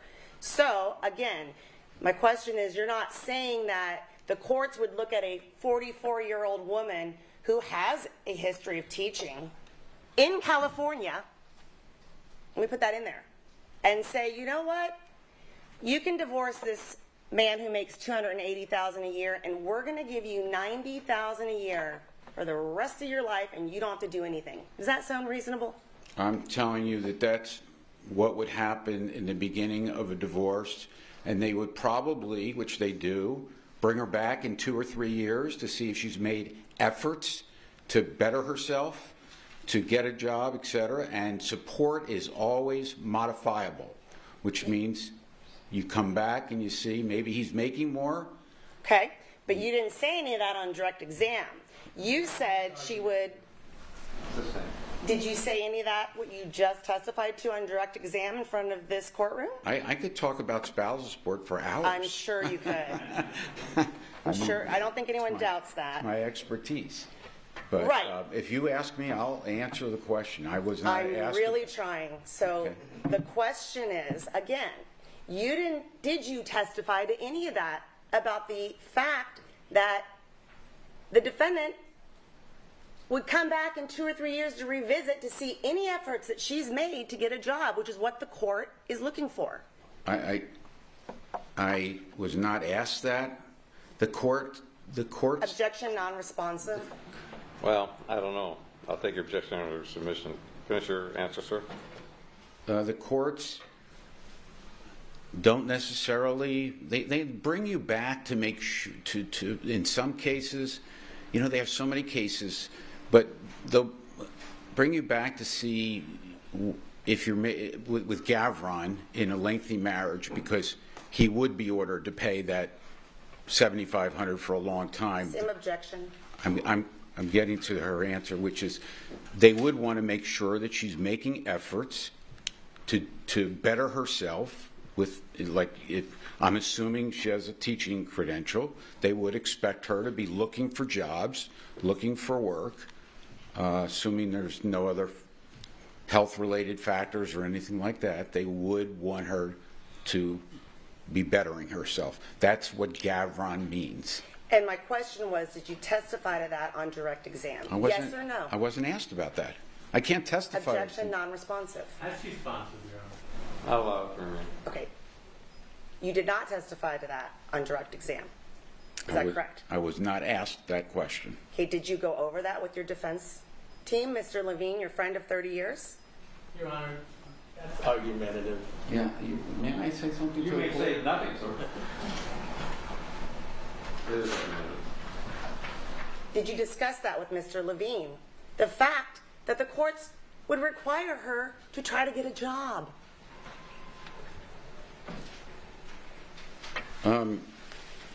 We discussed what Gavron means. Your statement that the courts would require her to get a job is false. The courts would not require her to get a job. The courts would require her to look for a job and to do as much as she could to try to better herself. If she's able, health-wise, education-wise. There's so many factors. Do the minor children, do the adult children, are there any disabilities in the family? Are there any other? Did you discuss what you're testifying right now with Mr. Levine and his team? No, I did not. Wouldn't that be something that should be considered now that we're talking about it in court and you're here to testify the benefit of divorce, which is your expertise? Nothing you've asked me would change my professional opinion of what she would get, which would be the $7,500 a month for a minimum of 10 years and maybe for life. All right, we're going to move on. Now, none of this matters, though. None of this matters if she gets married, right? Yeah, remarriage terminates spousal support. Okay, did Mr. Levine talk to you that the defendant was having an affair and was already utilizing the last name of her boyfriend? I've represented hundreds of people in affairs. Objection non-responsive. Sustained. Affairs do not. Objection non-responsive. Sustained. Listen to the question, sir. Okay. I'm sorry, could you repeat it? Did Mr. Levine and you discuss that the defendant had a boyfriend and was already wanting to use his last name as her last name, indicating that she's going to get married to him? So yes or no, did you discuss that? No. Okay. All right. Now we go into life insurance. You said your practice is that with life insurance, you would write it into any divorce agreement. Is that right? I write it in 99% of my divorce agreements to protect the recipient spouse, be it male or female, because death terminates spousal support. And in cases where there's big money, you want to make sure that somebody gets money upon the untimely death of the payor spouse. Would big money be $720,000? Is that considered big money? Yeah, to me it is. Okay, so if the spouse dies and the defendant gets $720,000 without any clause in any contract or agreement, there's no dispute to that, right? You just get it. I don't know from your chart where that money came from. It didn't state whether that was an employment benefit, a separate policy. Well, I didn't reference a chart. I asked you a question. Well, that 720 came off the chart. Objection non-responsive. Sustain. Move to strike. Stricken. So, somebody dies. There's a policy for 100. Let's say do a hypothetical. Somebody dies. There's a policy for $720,000, their share. They die. The spouse dies. The other person just gets it, right? Is that security for spousal support? Who's the beneficiary? What are you asking me? I don't. Are you asking me, does the beneficiary of the policy get the money upon death? The answer is yes. Thank you. But you have. Okay. Forget it. And then the stock options, the last topic. You're not an expert in stock options, I take it, right? No, but I've handled millions of dollars worth of stock options. One case was. Objection non-responsive. Everything after millions of dollars of stock options is non-responsive. Stock options then. You're aware that there was stock options involved in this, and you put that into your testimony as an analysis of a why divorce would be better than death is based on one of the factors was these stock options that you testified to, right? Yes. Okay. Did you know when those stock options vested? I did not. Okay. But I believe Ms. Ebersbacher in her chart says that she uses a 3-year period of vesting, which I have no clue how she got that.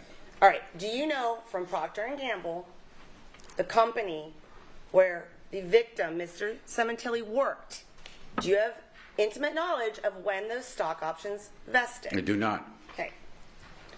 So you do understand that they vest upon death, right? No, I don't know that. You don't know any of that? No. So I'd have to review the options. Then how are you testifying to her receiving stock option money as part of her divorce benefit? I accepted Ms. Ebersbacher's number of $74,000 that they were valued in 2017. Okay. And then based on that, so you didn't do anything further with the stock options? I also assumed that they were community property. So maybe they were, maybe they weren't, but I assumed they were. If your assumption's right, she would get half of that. That's correct. All right. Do you know the expiration dates on those? Can I finish my sentence? I'm sorry, I apologize. Do you know the expiration date on those stock options? I do not. Okay. So, you're not an expert in stock options. I consider myself almost an expert. Yes, in divorce cases, yes. So you consider yourself almost an expert in stock options. I would delete the word almost and say an expert in stock options in divorce cases. All right. But in this case, you didn't look at the stock options to know any of the details of them. You just looked at a chart by another witness. Totally correct. All right. But as an expert, wouldn't you want to look at those stock options, when they vest, when they expire, to intelligently testify as to the benefit to the surviving spouse? In my report, I stated on page 2 of my report, my stock option analysis would have included, in addition to figuring out the 74,000 number, but I specifically wrote, answers to the following questions, which were not discussed by Ms. Ebersbacher, such as, when were the options granted? When do they vest?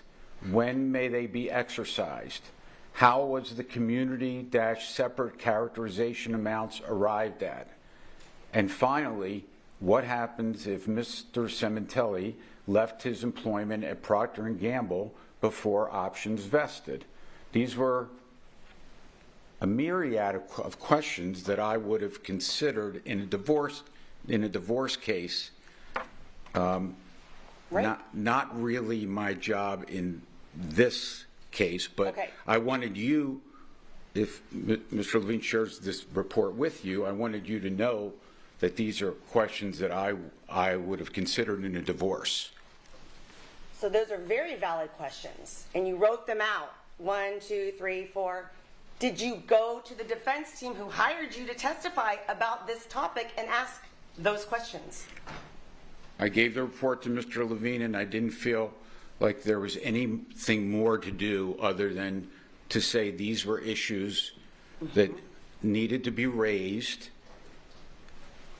if you wanted it to go further. So is the answer no, you did not ask to discuss those questions with Mr. Levine? No, I gave him the questions. We didn't discuss them any further than this. Okay. Right. Okay? Wouldn't you want to know the answers and ask him for discovery on those questions that you wrote out? Wouldn't that be important to your discovery to discuss that with the defense attorney so you don't come in here and say, well, I wanted to know this. I wrote out that I wanted to know it, but I didn't ask him and we didn't talk about it. Your Honor, that was not his assignment. I'm sorry, sir. That's not a valid objection either. Well, And in fact, it's not an error. it's overruled. That would have entailed spending another $25,000 to $50,000 in legal fees For you. for me to get the information, to analyze all the information. I felt like I could answer all the questions in a divorce case in 17, 18, or 19 without going further, because we knew that you had given us a number of what they were worth in 17, $74,000. That's what Ms. Ebersbacher gave us. So we can use that number. Now, and we know what they're worth in 2024, because that's what they received, the $900,000. Anything in between, I mean, I didn't really feel it was my job to keep going further. Okay. So it was I wasn't told not to go further.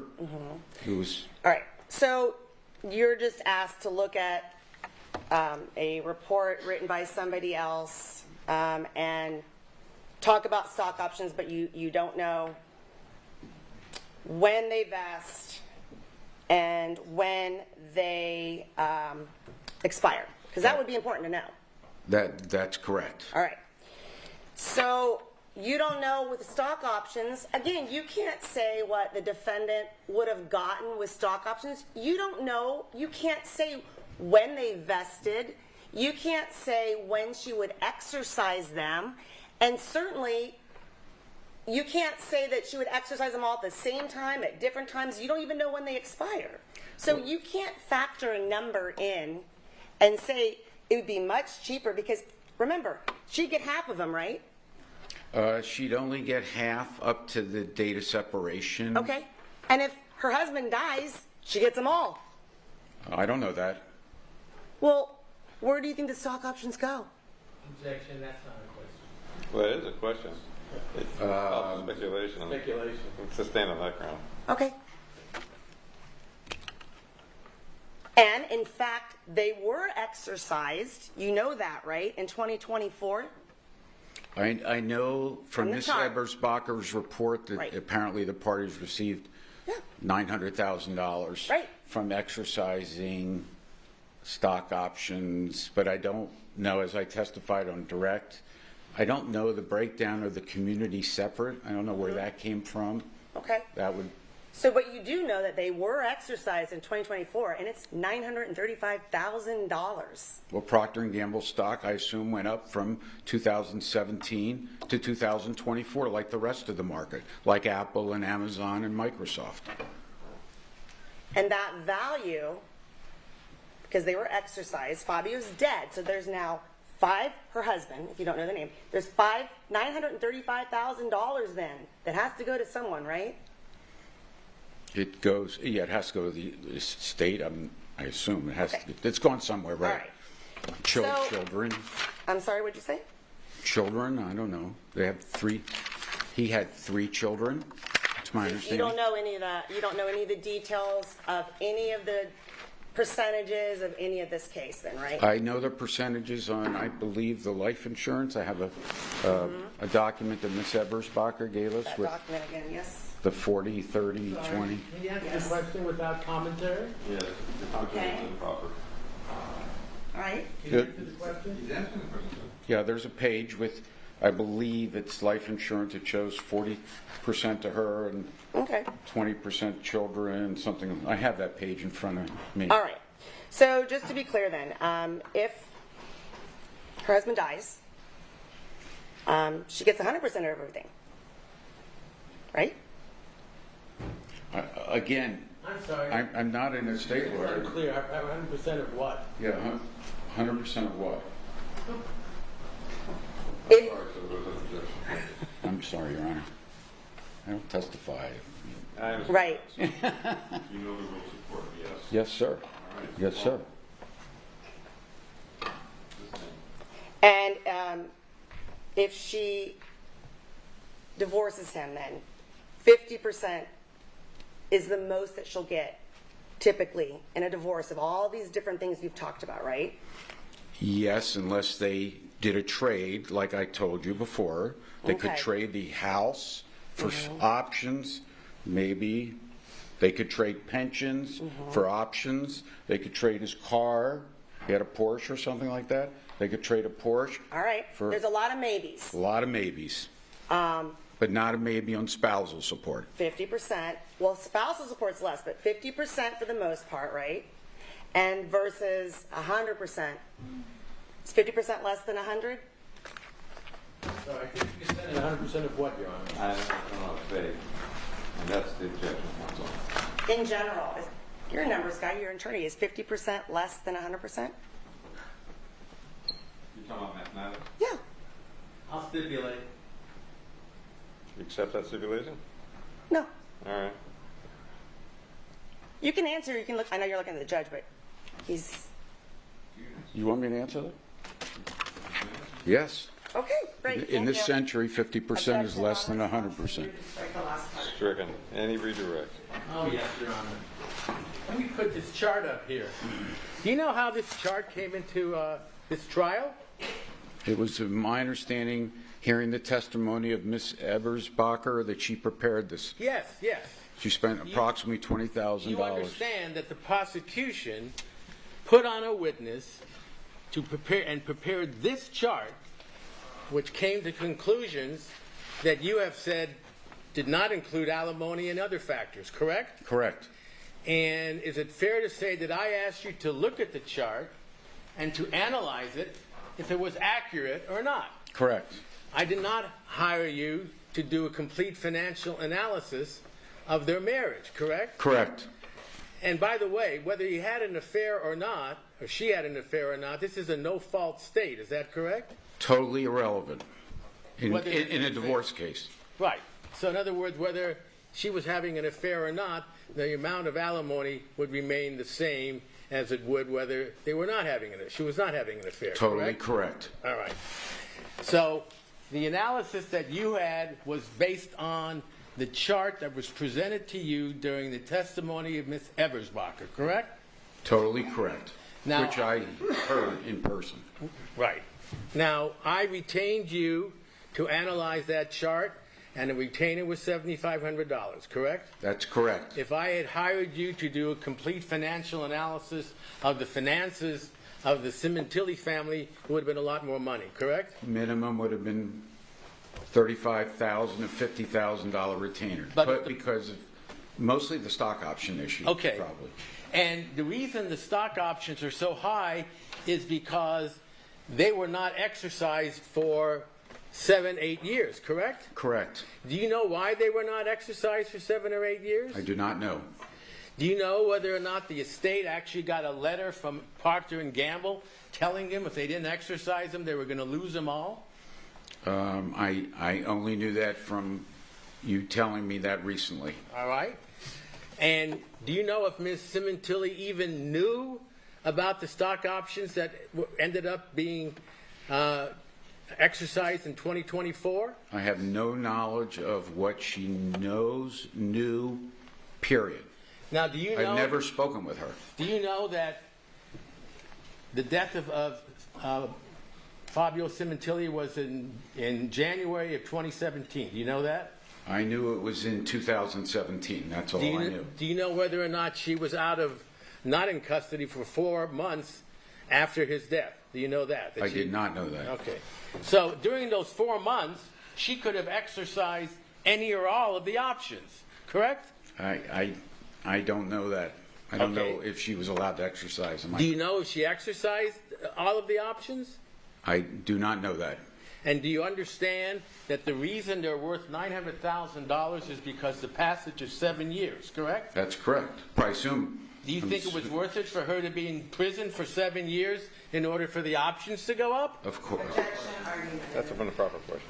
Do you know whether or not during those 7 years she made any attempt to exercise those options? I do not. Do you know if she even knew about those options? I do not.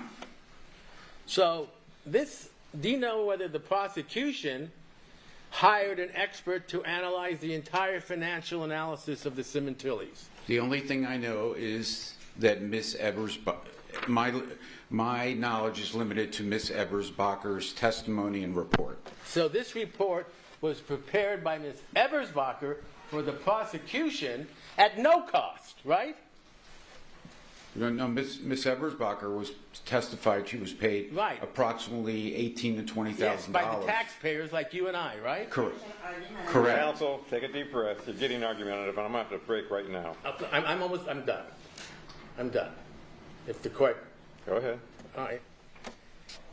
Is your testimony based then on the chart prepared by the prosecution and the testimony that you sat here and heard from Ms. Ebersbacher? Is that correct? And my 47 years of experience as a divorce attorney. And have you done your best to analyze that chart and then conclude whether or not it was accurate or not accurate? I have. And finally, the best option would have been for them to stay married, and then none of this would come into play, right? If he didn't die, the best option would have been to stay married and not get divorced, right? That would have been a good option. Okay. You don't want anybody. You know. But he was murdered, obviously, and that's Yeah. what we're here to decide. Right. But the best option would have been to stay married financially, because then you could get divorced later on, right? Oh, without a doubt, that was the And best finally, option. Without a doubt. On Gavron, you said it would be adjusted every 3 years based on the money that Ms. Sementilli might be earning, correct? No, I did not say that. I said that it's common in L.A. County that a judge will bring a case back in 3 years Okay. to review efforts made by a spouse. Okay. Let me just, because we're running out of time. I'm sorry. Would it also consider how much increase in salary Mr. Sementilli had in those 3 years? Absolutely, yes. So if he was making $300,000, $400,000, or $500,000 over the 20 years you're talking about, then alimony would go up. Is that Yeah, correct? Absolutely. Thank you. I have none. Will there be any more? No. Thank you, sir. You're excused. We're going to take our adjournment this time until tomorrow at 9 o'clock.